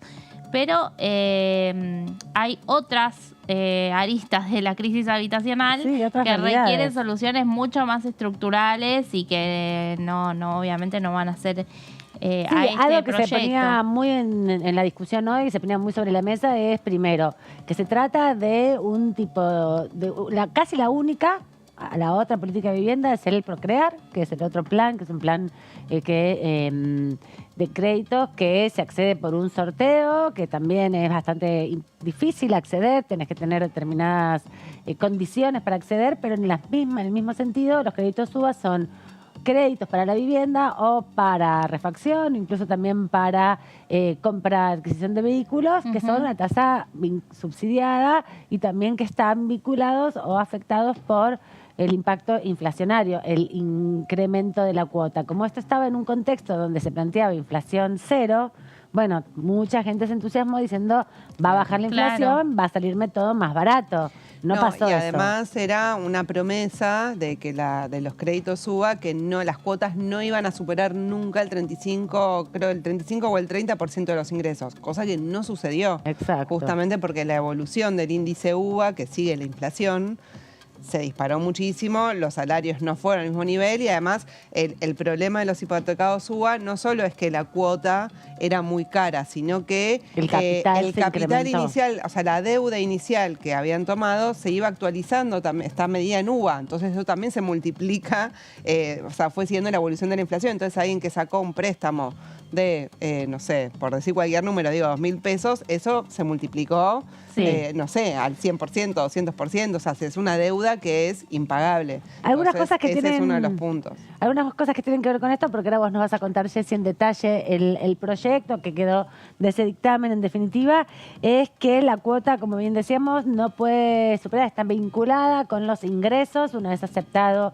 el proceso de acreditación del crédito justamente. También los índices, se modifican los índices para tener en cuenta en relación al incremento salarial y al incremento de la inflación. Eso va a llevar a que se organice en última instancia y en definitiva la discusión en torno a cuándo va a ser la cuota. ¿Nos contás entonces en detalle cómo es el proceso de los créditos UBA con estas placas? Así conocemos un poco más de detalle de qué va esta síntesis que se armó en la comisión, hoy en el plenario de comisiones. Las placas, por favor. Bueno, no, las placas después. Comentamos en un rato, entonces, hablemos de otros temas, así lo vamos comentando. Bueno, decíamos, un debate que llevó justamente a establecer un criterio unificado nuevamente a partir de distintas definiciones. También se planteó la posibilidad, la necesidad de incorporar un seguro, ¿no? De alguna manera para que se constituya un fondo. Sí, también esto que decías de la cuota que no podrá superar el 30%, Julio Cobos planteó de que eso sea opcional, porque hay personas, él relataba, hay deudores que dicen, bueno, ya me quiero sacar este crédito de encima y además no quiero que se me extienda en el tiempo, puedo pagar un 35%, entonces que el 30% no sea como obligatorio, sino que aquel deudor que, bueno, puede pagar un poquito más, siempre estamos hablando porcentaje en relación a sus ingresos, lo pueda hacer. Pero sí también se establece que más allá de que no se podrá superar al 30%, ese porcentaje no puede extender el plazo, se va a extender un poco el plazo por el cual tienen que pagar la cuota a los tomadores del crédito, pero no más allá de un 25% en el tiempo. Hubo cosas interesantes también que se plantearon, Meli, que tienen que ver, por ejemplo, con algunas circunstancias por si quienes tienen los créditos se quedan sin trabajo, entonces hay ahí unos mecanismos que son interesantes también para darle cierta previsibilidad al debate político y sobre todo a la expectativa de las personas que se han comprado su casa o que buscan terminar de pagarla, porque si bien ingresaron a un crédito y al final el pago del crédito van a tener su casa, todavía no es por su propiedad. Entonces, repasamos cómo viene este dictamen. Sí, bueno, primero algunos datos para repasar que comentábamos recién. El plenario fue a las comisiones de Presupuesto de Hacienda y de Finanzas para tratar esta problemática de los hipotecados UBA. El dictamen de mayoría se elaboró considerando 11 proyectos que estuvieron en discusión. Centralmente se consensuó ese dictamen entre Julio Cobos de Juntos por el Cambio, de la Unión Cívica Radical, y Carlos Heller de Frente de Todos, que obtuvo 50 firmas en total con 10 disidencias parciales, especialmente del radicalismo. Y por otro lado, el diputado Martín Tetaz, de Evolución Radical de Juntos por el Cambio, presentó un dictamen de minoría que fue acompañado por el PRO y la coalición cívica. Vamos a la siguiente placa para hacer un repaso muy breve de refrescar qué son estos créditos, ¿no? Fueron implementados los créditos UBA en el 2016 bajo el gobierno de Mauricio Macri. Se anunciaron como préstamos en pesos que ajustaban sus montos inicial y cada cuota mensual según la evolución de la inflación. Esto, como decía Amanda hace un ratito, no es que fue producto... por ley salieron las UBI, que es el índice de la construcción, no el UBA, pero después otro mecanismo similar. Sí, hubo ahí un tema, una decisión del Banco Central, entonces tenían una misma denominación, bueno, terminaron haciendo, unificándolo en el UBA, ¿no? Que es este que sigue la inflación.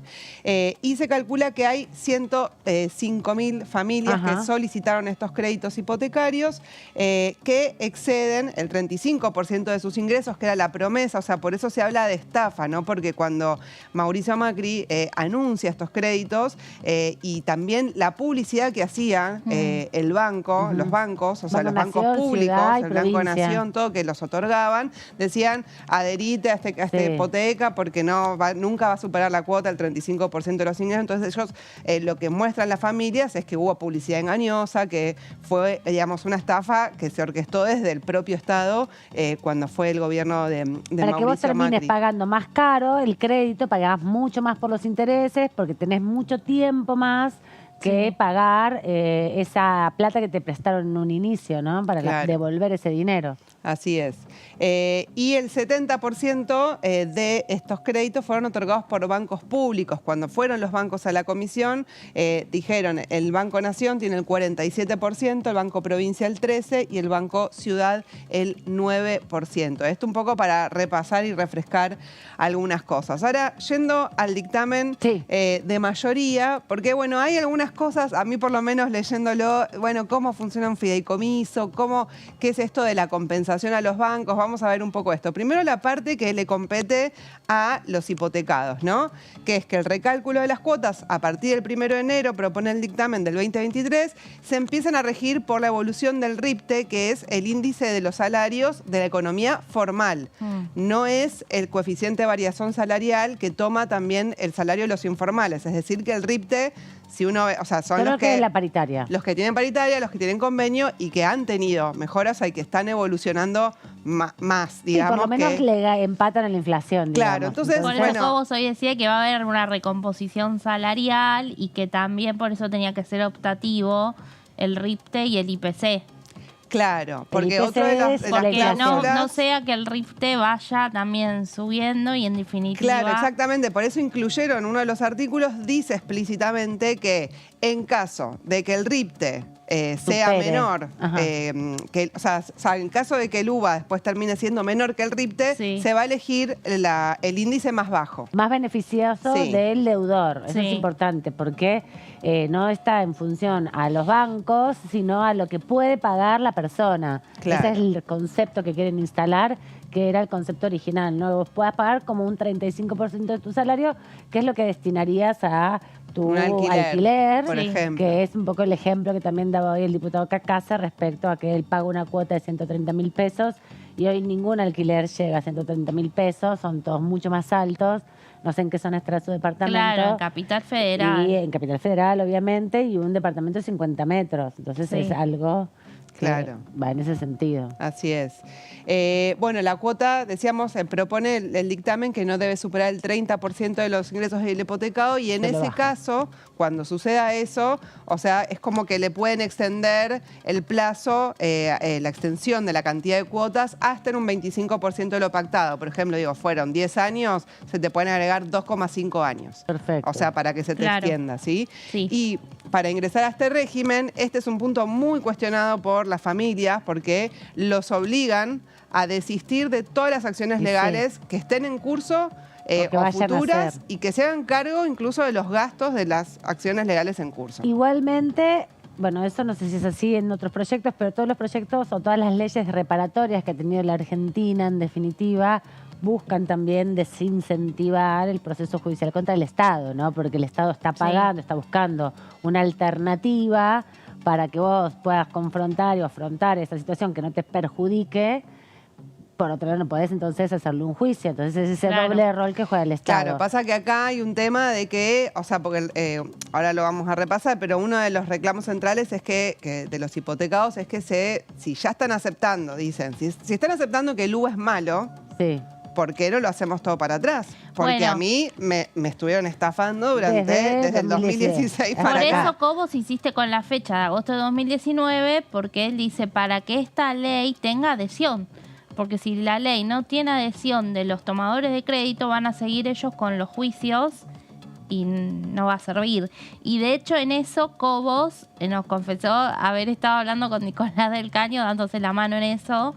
Así que están tratando de convencer ahí a Carlos Heller. No sé si va a ser tan posible que llegue, porque son 2 años para atrás, 3 años para atrás. Es no, un 4. 4 años. Todo claro, no mucho, creo que lo es mucho, pero bueno, es parte del planteo central y justamente los reclamos, porque además hubo fallos judiciales, hubo uno en Mendoza hace no mucho, donde le dieron la razón a la familia hipotecada. Exacto. Lo que pasa es que con una ley también, si esto se aprueba en definitiva, por más que sea bastante inocuo, entiendo el planteo del diputado Cobos, sí les pone cierto límite a los procesos judiciales, porque en un punto dicen, bueno, ahora ya hay una ley que trata de beneficiarte, vos no podés estar como de los dos lados o usando todo, en definitiva.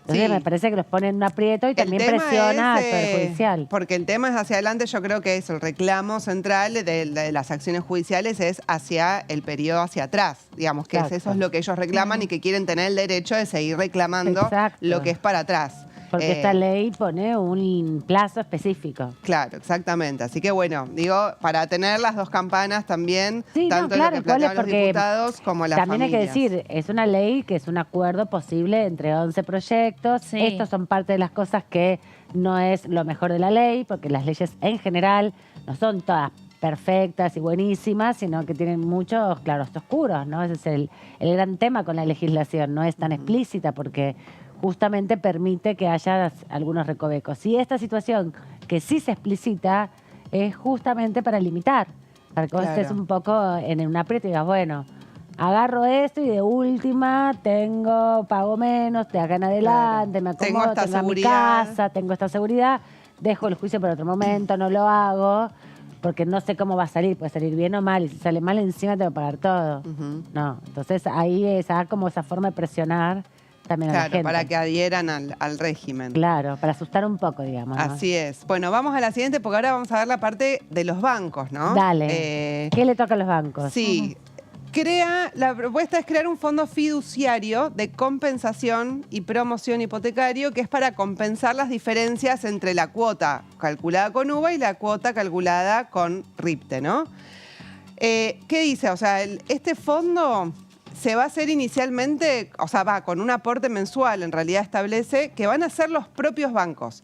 Pero es un porcentaje que pone como el proyecto del dictamen pone un tope máximo, digamos, de los depósitos que tienen los bancos de todos nosotros, ¿no? O sea, digo que no es que es plata de los que tienen depósitos en los bancos. Claro, entonces, porque lo que viene explicado hoy es que los créditos UVA se dan en relación también a los que toman créditos UVA, ¿no? Y los que ponen sus depósitos plazo fijo UVA. Entonces, todo ese sistema de dinero que ingresa, que se deja depositado, que genera intereses y beneficia a unos que tienen dinero y a los que piden el crédito se les da para que puedan pagar su casa. Así es. Entonces es sobre ese sistema. Claro, dice, bueno, el aporte mensual máximo el aporte mensual lo va a determinar el Banco Central, dice, pero va a tener un límite máximo del 0,0025 del promedio de estos depósitos, no te tanto pueden en cobrar pesos más que eso. como en moneda extranjera. O sea, puede ser menos. Lo que dijo el diputado Heller en el día de hoy es que el valor de mayo de este 0,025% sería un aporte de 719 millones por mes que harían los bancos. A este fondo. Como tope, ¿no? Claro, a este fondo.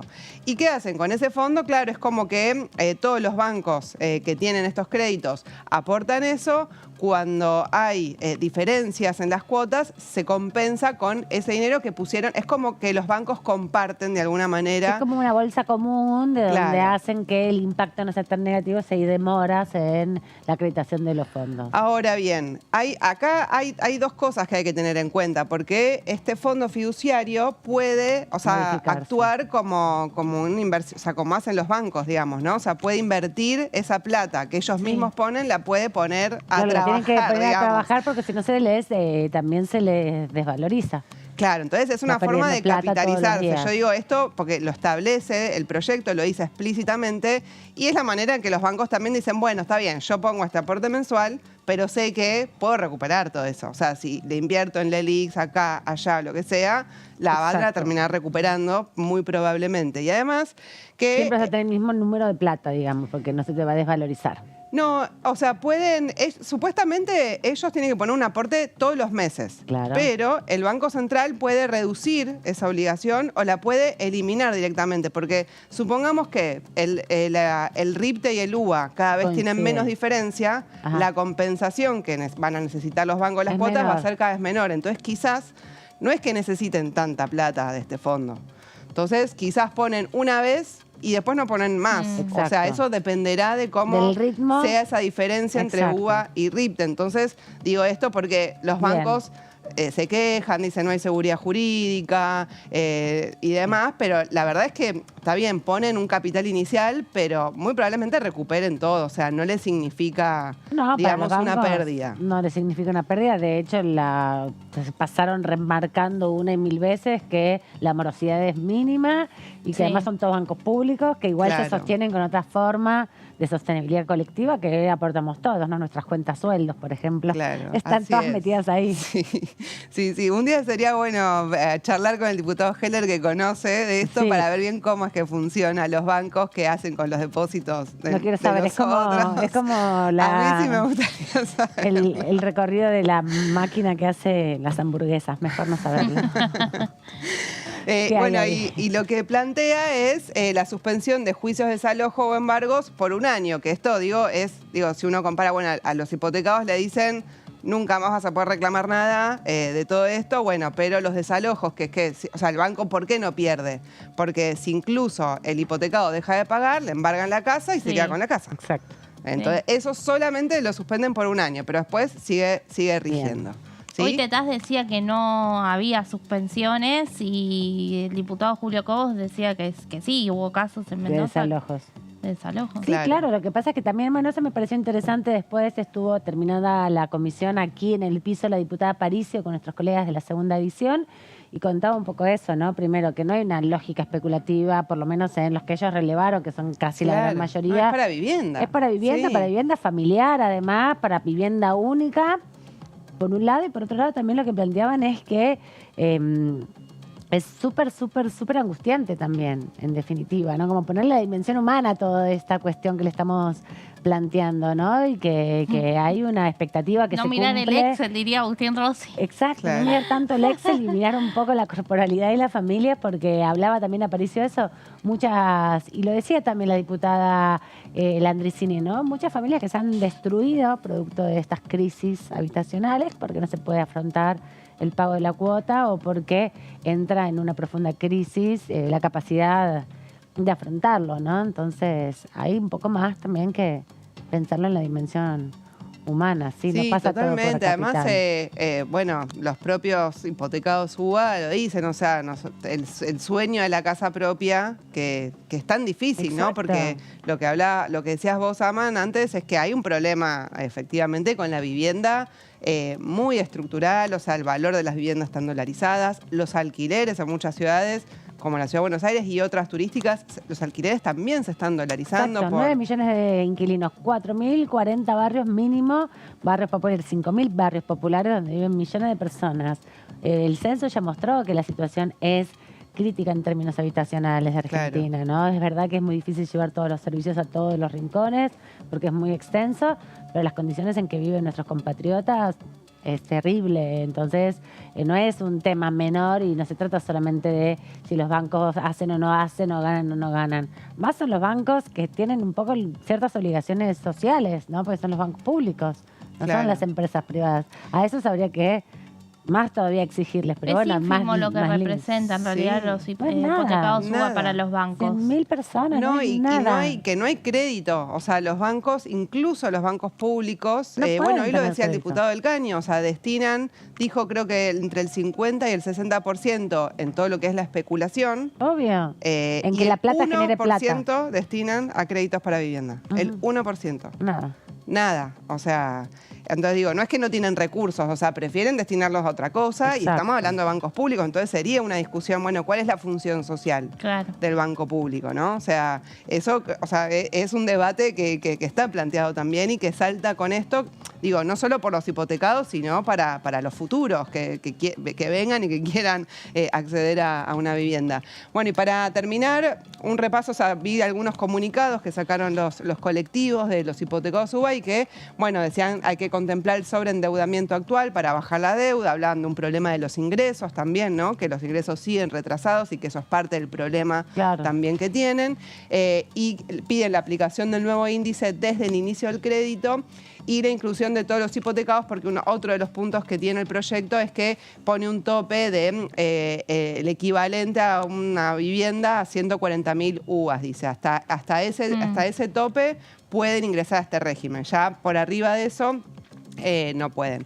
Habría que hacer, yo no hice la cuenta ¿De cuánta plata el equivalente significa? de cuál serían dólares, pero bueno, no sé, o sea, eso habría que chequearlo también. Así que Algo, bueno, pero se firmó el dictamen se finalmente, firmó el dictamen, que es lo sí, importante. 50 firmas, 10 decisiones, o sea, está listo para llegar al recinto. Veremos si hay, ¿cuándo hay sesión? En primer lugar. Otro tema difícil ese. Algo que también decían que me parecía interesante es esto, ¿no? Que van a tener la posibilidad en todo el tramo del crédito de, si no pueden pagar en 2 oportunidades, se les va a dar un plazo de alrededor de 3 meses, se les va a condonar en algún sentido. Sí, 3 cuotas. 3 cuotas, pero 2 veces a lo largo del crédito, ¿no? Sí. En 10 años se supone que es promedio un crédito de vivienda, es lo que se supone, por lo menos en los cálculos. Otras de las herramientas para facilitar un poco el acceso a los nuevos créditos UBA, porque va a tener mayor previsibilidad, pero por otro lado darle un respiro a las pobres familias que se ilusionaron con este crédito que fue una estafa, como muchos ya advertían en aquel entonces. Vamos a repasar qué decía el diputado Carlos Heller, presidente de la Comisión de Presupuesto y Hacienda, en este fragmento de su intervención. Es un poco larga la intervención que cortamos, pero es interesante porque explica con detalle todo esto que bien nos puntualizó y explicó nuestra compañera Jessica. Lo que hoy hemos acordado, que es producto de toda una larga negociación, y yo diría un buen ejemplo de lo que es el trabajo parlamentario, que es que trabajar, había creo que 11 o 12 proyectos que se presentaron.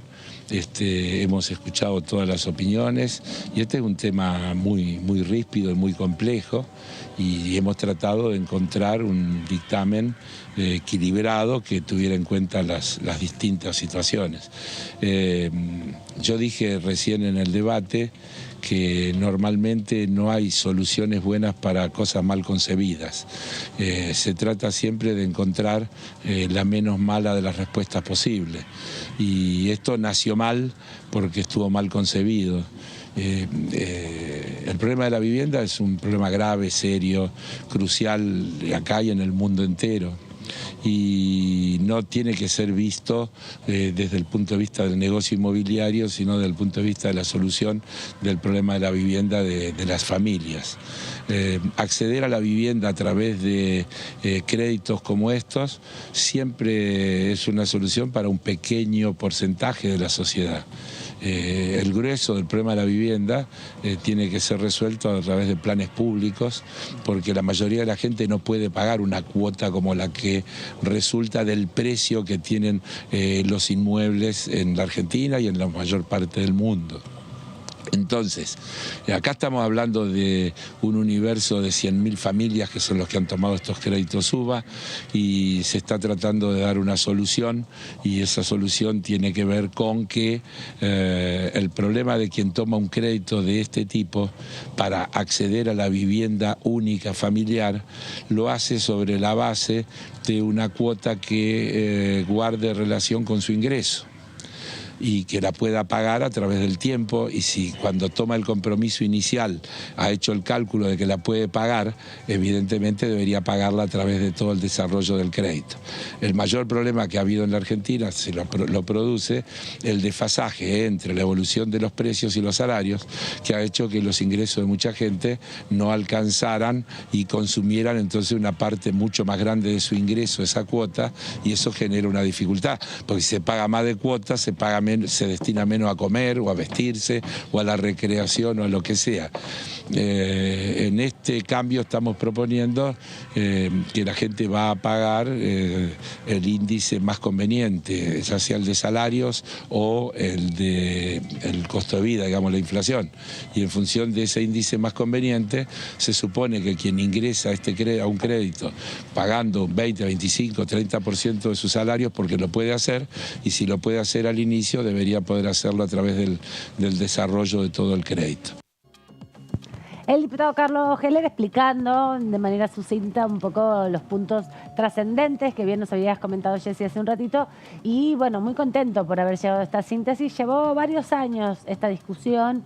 En el 2020, con la pandemia, cuando recién comenzaba el gobierno de Alberto Fernández, se discutió mucho en torno a los temas vinculados a la ley de alquileres. Fue uno de los principales proyectos que quería impulsar Sergio Massa. Se llegó a una serie de dictámenes, a 3 dictámenes en definitiva, 2 dictámenes de los principales, uno de cada uno de los principales bloques, pero no se logró llevarlo al recinto. Ojalá que con esto no pase lo mismo, porque un poco se coló en la discusión hoy también respecto a la oportunidad, el momento, el impacto que va a tener esta legislación.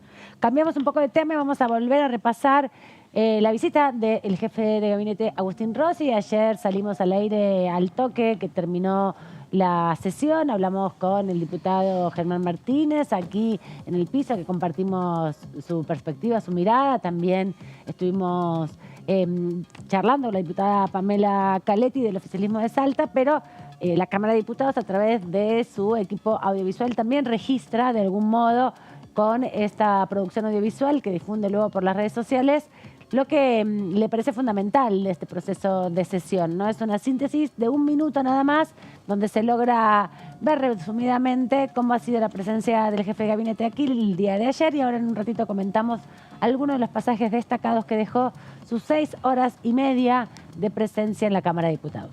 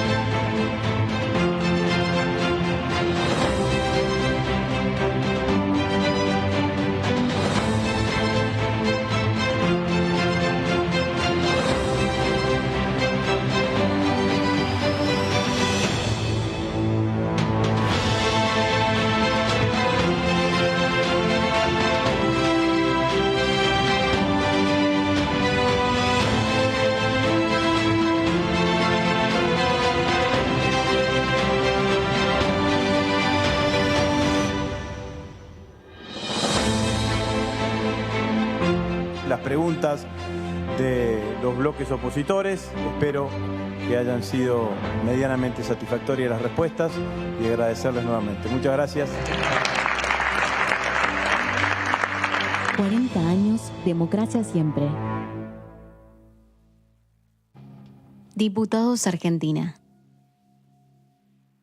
Tiene la Cámara para sintetizar mínimamente este evento institucional tan importante que es la presencia del jefe de gabinete, el informe 137 que se da desde el 94 cuando se incorpora esta figura a la Cámara, al Gobierno Nacional, en definitiva, al Ejecutivo Nacional y a la relación con el Parlamento. Vamos a repasar algunas definiciones, ¿no? Que dejó muchas definiciones políticas también. Ayer analizábamos que no fue tanto como un discurso de candidato, no nos parecía, esa sensación no nos había dejado, sino más bien de un jefe de gabinete que conoce muy en profundidad el funcionamiento del Gobierno Nacional, del Estado, muy a tono también con las discusiones políticas del momento, con datos específicos en la cabeza y decidiendo qué destacar, ¿no? El mundo del trabajo, la ciencia y la tecnología, los índices de crecimiento pese a la mala distribución y al impacto negativo de la inflación. Infraestructura en energía, que bueno, con todo lo del gasoducto,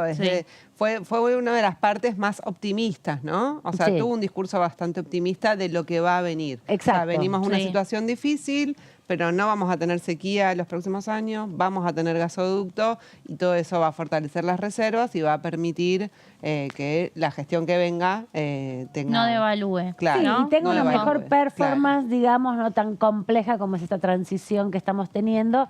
Y por eso también, pequeño tono proselitista tiene que ver con eso, ¿no? La expectativa de futuro y con que, dependiendo un poco de quién gestione, es mejor o peor, en definitiva. Es en ese sentido que también lo dijo.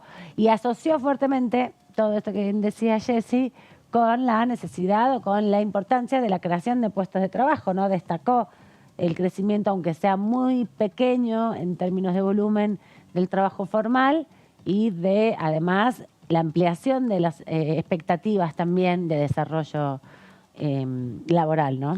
Sí, habló de 32 meses consecutivos de crecimiento y de un 0,3% en el último mes, creo. Sí. O en marzo. ¿no? En marzo, que fue el último, donde cerraron los periodos de análisis. Sí, y bueno, del crecimiento del empleo, de como decía Jessy, del gasoducto Néstor Kirchner, y después destacó otras situaciones, otros programas, habló un poco de educación, en lo que fue su discurso inicial, digo, ¿no? Después respondió preguntas. Atajó los goles. Sí, pero también, bueno, recordó la deuda con el FMI y al hablar de las pensiones para personas con discapacidad y de la reapertura de una fábrica militar en la localidad Azul, bueno, ahí también a la gestión de Cambiemos le pegó. Dijo que habló de la AGN, del informe de la AGN, que lo pasamos un poco por arriba acá en la Cámara de Diputados, porque la AGN, la Auditoría General de la Nación, es un órgano que depende del Parlamento y hace justamente eso.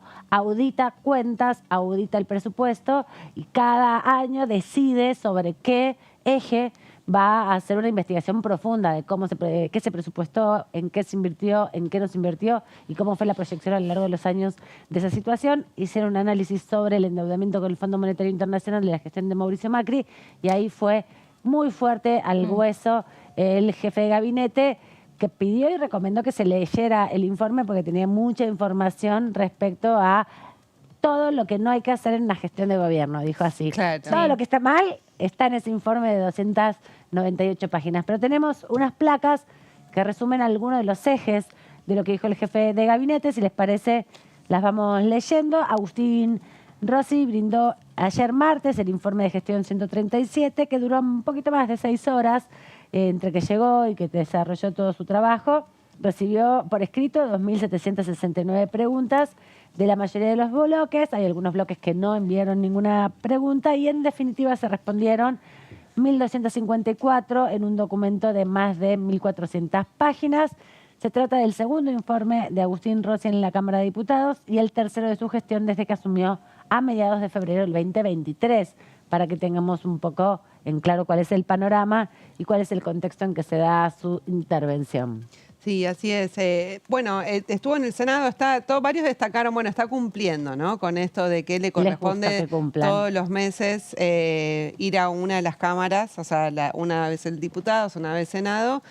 Hasta ahora viene con un... Hay que ver ahora esos tiempos que se vienen de campaña. Julio, agosto, septiembre, decís. Y julio es difícil, además julio tenés el receso invernal de todos los años. No es así, es real. Es real, claro, es verdad. Porque es la administración pública. Coincide con las vacaciones de invierno escolar. Y con el receso también de la feria judicial, ¿no? En términos administrativos, toma ese... Pero este año, con más razón, el receso se va a vivir profundamente en lo que hace a la actividad de los legisladores. Están todos en campaña. Porque van a estar en campaña, sí, sin duda. En las provincias, además, todavía tenemos varias elecciones en las Contiendas provincias. electorales importantes todavía. Sí. Tenemos más placas. Sí, vamos a la siguiente. Bueno, decíamos de este discurso optimista, alguna de las frases que dejó es que este es un año difícil, pero quiero decir que las condiciones estructurales de la economía empiezan a cambiar no solo el año que viene, sino a partir de la finalización de este. Y ahí es donde destacó, no vamos a tener la sequía que nos hizo perder 20.000 millones de dólares. Argentina va a empezar a recaudar y recibir reservas genuinas a partir de la cosecha fina, que ha sido favorecida por el próximo periodo de lluvias. Claro, esto en cuanto al campo. Claro, en relación a que ahora en la etapa lo que afectó la sequía es a los commodities, a los principales granos que se exportan, en definitiva, la soja, el trigo, esa producción. La fruta fina es otro tipo de producción que tiene su cosecha a finales del año, en la segunda semestre del año, digamos, y eso con la temporada de lluvias que vino en consecuencia de la sequía parece que florecieron 1000 flores y que hay mucho para exportar. Hay mucho para exportar, así es. Entonces, esa es la parte de todo lo que tiene que ver con lo agropecuario. Pero vamos a ver en las placas que también destacó el gasoducto Néstor Kirchner en todo lo que tiene que ver con materia energética, porque dice que en la segunda, bueno, se inaugura ahora también el durante 20. este mes de junio. Ahora el 20, en el acto del martes que viene, un acto muy importante donde se va a inaugurar el gasoducto, hay que ver qué presencias políticas hay, ¿no?, del oficialismo. Así es, y lo que dijo que en la segunda mitad del año, de este año, va a permitir un ahorro de 2.000 millones de dólares en importaciones, que el año que viene subirá a 4.000 millones. Cuando se finalice la segunda etapa del gasoducto, serán otros 3.500 millones de dólares de ahorro, lo que se sumará la posibilidad de exportar a países vecinos. Algo importante que dijo en ese pasaje, cuando se refería a esta situación del gasoducto, que lo explicó principalmente en su mensaje inicial, pero después lo retomó cuando se lo preguntaron con detalle, es la explicación que dio también sobre la relación con Bolivia por el interconectado eléctrico, ¿no? Lo que plantea es que Bolivia era el único país que faltaba interconectarse de la región, donde hay una acción interesante solidaria entre los distintos países, porque como se paga la energía que se trasladan cada uno de los países que se utiliza, esto lo que hace también es que el excedente de energía eléctrica que tengan los países que no consuman, los pueden vender a otros países y así también poder recibir divisas por un lado, pero sobre todo mantener fuertemente la conexión con la energía de manera directa con la industria, y Argentina tiene varias hidroeléctricas y tiene muy buena performance en energía eléctrica, así que conectarlo con hidroeléctricas Bolivia. que vencen las concesiones ahora de varias, de Río Negro y Neuquén, de los 90. Es verdad, habíamos hablado de eso con el diputado Domingo. Pasamos a la otra placa, por favor. Bueno, además de las definiciones que dejó Agustín Rossi, que fueron en este discurso, como decimos, que dio durante 50 minutos en el comienzo de la sesión de ayer, dijo, vamos a tener la posibilidad de sostener el crecimiento económico y se va a favorecer con las reservas del Banco Central, que nos va a permitir tener una mirada severa del tipo de cambio, lograr una curva descendente de la inflación y un aumento del poder adquisitivo del salario, siendo optimista. De hecho, él se calificó así ayer, dijo que era optimista de los años venideros. Descreo de aquellos que dicen que si ganan las elecciones lo que tienen que hacer es una devaluación brusca para duplicar la inflación, duplicar la pobreza, duplicar la indigencia. No va a ser necesario, dijo el jefe de gabinete, ahí despertando un poquito ya el clima en el recinto, con con algunas gestos manifestaciones y de la con- oposición, ¿no? Exacto, porque No, y también... después, sí. que después tuvo además un cruce con el diputado Negri, cuando estuvo la intervención de Negri, le tocó responder a Rossi y dijo, bueno, diputado, si ve, su intervención, está diciendo que su intención es devaluar. Claro. Entonces, bueno, ahí insistió un poco con que las condiciones de la Argentina van a ser distintas, entonces que esos discursos no van, o sea, que... Claro, lo que está apostando en definitiva el gobierno nacional y es parte también de todo el andamiaje legislativo que envió y que está pendiente de aprobación aquí en la Cámara de Diputados y en el Senado es la inversión productiva, ¿no? Es como este perfil productivista donde dicen, bueno, hicimos el primer tramo del gasoducto, nos va a permitir 2.000 millones de dólares ahorrarnos ya este año en la etapa que es de menor consumo, ¿no? Pues se inaugura ahora el 20 Claro. y en definitiva es el semestre, pero Sí. también el gas se utiliza para la industria, hay que tener en cuenta fuertemente eso, que parte de lo que se utiliza del gas es para generar energía eléctrica, el enchufe del celular, de la gran mayoría de la energía que se consume en Argentina es producto del gas, ¿no? Es la matriz productiva argentina, está vinculada al gas y ese gas de vaca muerta, que es no convencional, hay que trasladarlo, por eso el gasoducto. Sí, por eso también habló de la importancia del proyecto de ley que envió el Poder Ejecutivo de promoción del GNL. Exacto, porque también lo que decía es que con eso, con la segunda etapa que Las conecta plantas de Salqueló con licuefacción. Santa Fe, se incorporan también la posibilidad de las plantas de licuefacción para exportar. Claro, sí, que porque hay que hacer esa planta que es muy costosa, estaba la idea de unas inversiones de una empresa estatal de Malasia y están viendo todavía dónde, pero también el proyecto que presentó el Ejecutivo de este régimen de promoción a todo lo que tenga que ver con GNL es para la exportación, y es Exacto. por 30 años y para toda la cadena, o sea, es por ejemplo para el que, porque también quieren hacer un puerto. Exacto. Cerca de donde esté la planta de licuefacción. Para Entonces, sacarlo y exportarlo todo lo que sea directo. para la construcción, o sea, los beneficios de impositivos serían para los que construyan los puertos, para Sí. los que pongan los caños en un gasoducto, para los que hagan la planta de licuefacción, para los Exacto. que estén en la distribución. Bueno, todo ese entramado va a Que es tener un esos régimen de beneficios. promoción, como todo régimen de promoción, es disminución de impuestos a la inversión productiva para que todo eso se vuelque en generación de empleo, en producción, no tengan excusa para decir que no les alcanza la plata, en definitiva, pero también son ingresos que no percibe el fisco de exportaciones, de derechos de exportación y muchos de ganancia, porque te dan un crédito fiscal que vos después como empresa lo aplicás para el descuento de otros créditos a futuro. Entonces es una dinámica que pone en cierto sentido una posibilidad de desarrollo, pero también, bueno, situaciones como las que vivimos actualmente, donde la expectativa está puesta ahí, siempre y cuando haya después una devolución al Estado a partir también del pago de impuestos, porque si le dejas regímenes libres de exportación que nunca, como los automotrices, que por 10 años no van a pagar un peso de retenciones, bueno, es un gran negocio en definitiva, Claro. ¿no? Sí, y estos son recursos naturales. Cero de exportación, cero de derechos de exportación, o sea, lo que son las retenciones, y la libre disponibilidad de, creo que el 50% plantea el proyecto del Ejecutivo, de esos dólares que tengan el 50% de libre disponibilidad. Efectivamente. Bueno, vamos a seguir después repasando esto otro día porque la visita del jefe de gabinete deja muchas repercusiones, como bien les comentamos, pero no nos queremos despedir de hoy sin compartir con ustedes una efeméride importante porque se celebra el Día Mundial de la Donación de Sangre. En el día de hoy es una fecha fundamental para tener siempre en la memoria porque, bueno, solo lleva unos minutitos, cada 2 meses podés dar sangre y a lo largo, si lo haces habitualmente, a lo largo de todo un año podés aportar para, bueno, mejorar condiciones de vida de más de 100 personas con esos litros de sangre que te sacan cada vez que das. No cuesta nada, la sangre se regenera y es un gesto solidario importante porque llega justamente a los bancos de sangre para que cualquier accidente, cualquier persona que tenga que requerir un tratamiento pueda acceder a los distintos tipos de sangre y es la principal acción solidaria. Siempre es muy importante ir reponiendo la sangre. Así que hoy se conmemora el Día Mundial del Donante de Sangre.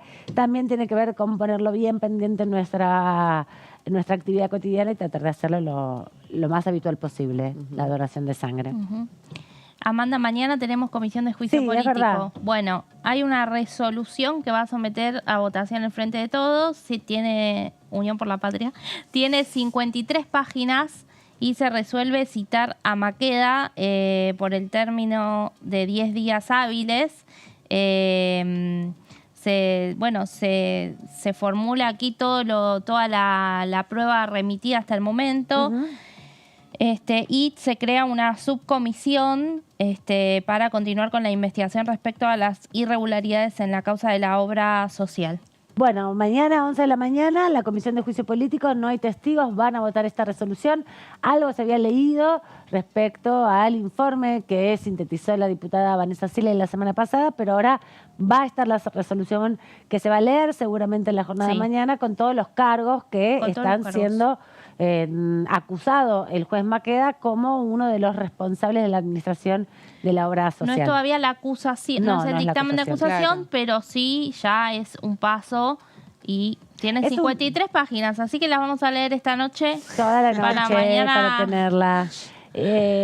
Además, para que sepan que va a ser esta acción que se va a desarrollar mañana y que es la etapa donde los jueces pueden un poco responder si es que lo quieren, y si no lo quieren no pasa nada, es un derecho que tienen para poder también responder mucho de lo que se ha dicho. Jessica Alcaño, muchas gracias por este encuentro. Nos vemos la semana que viene, igual que Meli Jofré. Nos vemos. Que descansen, ustedes se quedan aquí en la programación de TV, nos vemos en un rato en Todo Cultura. Chao.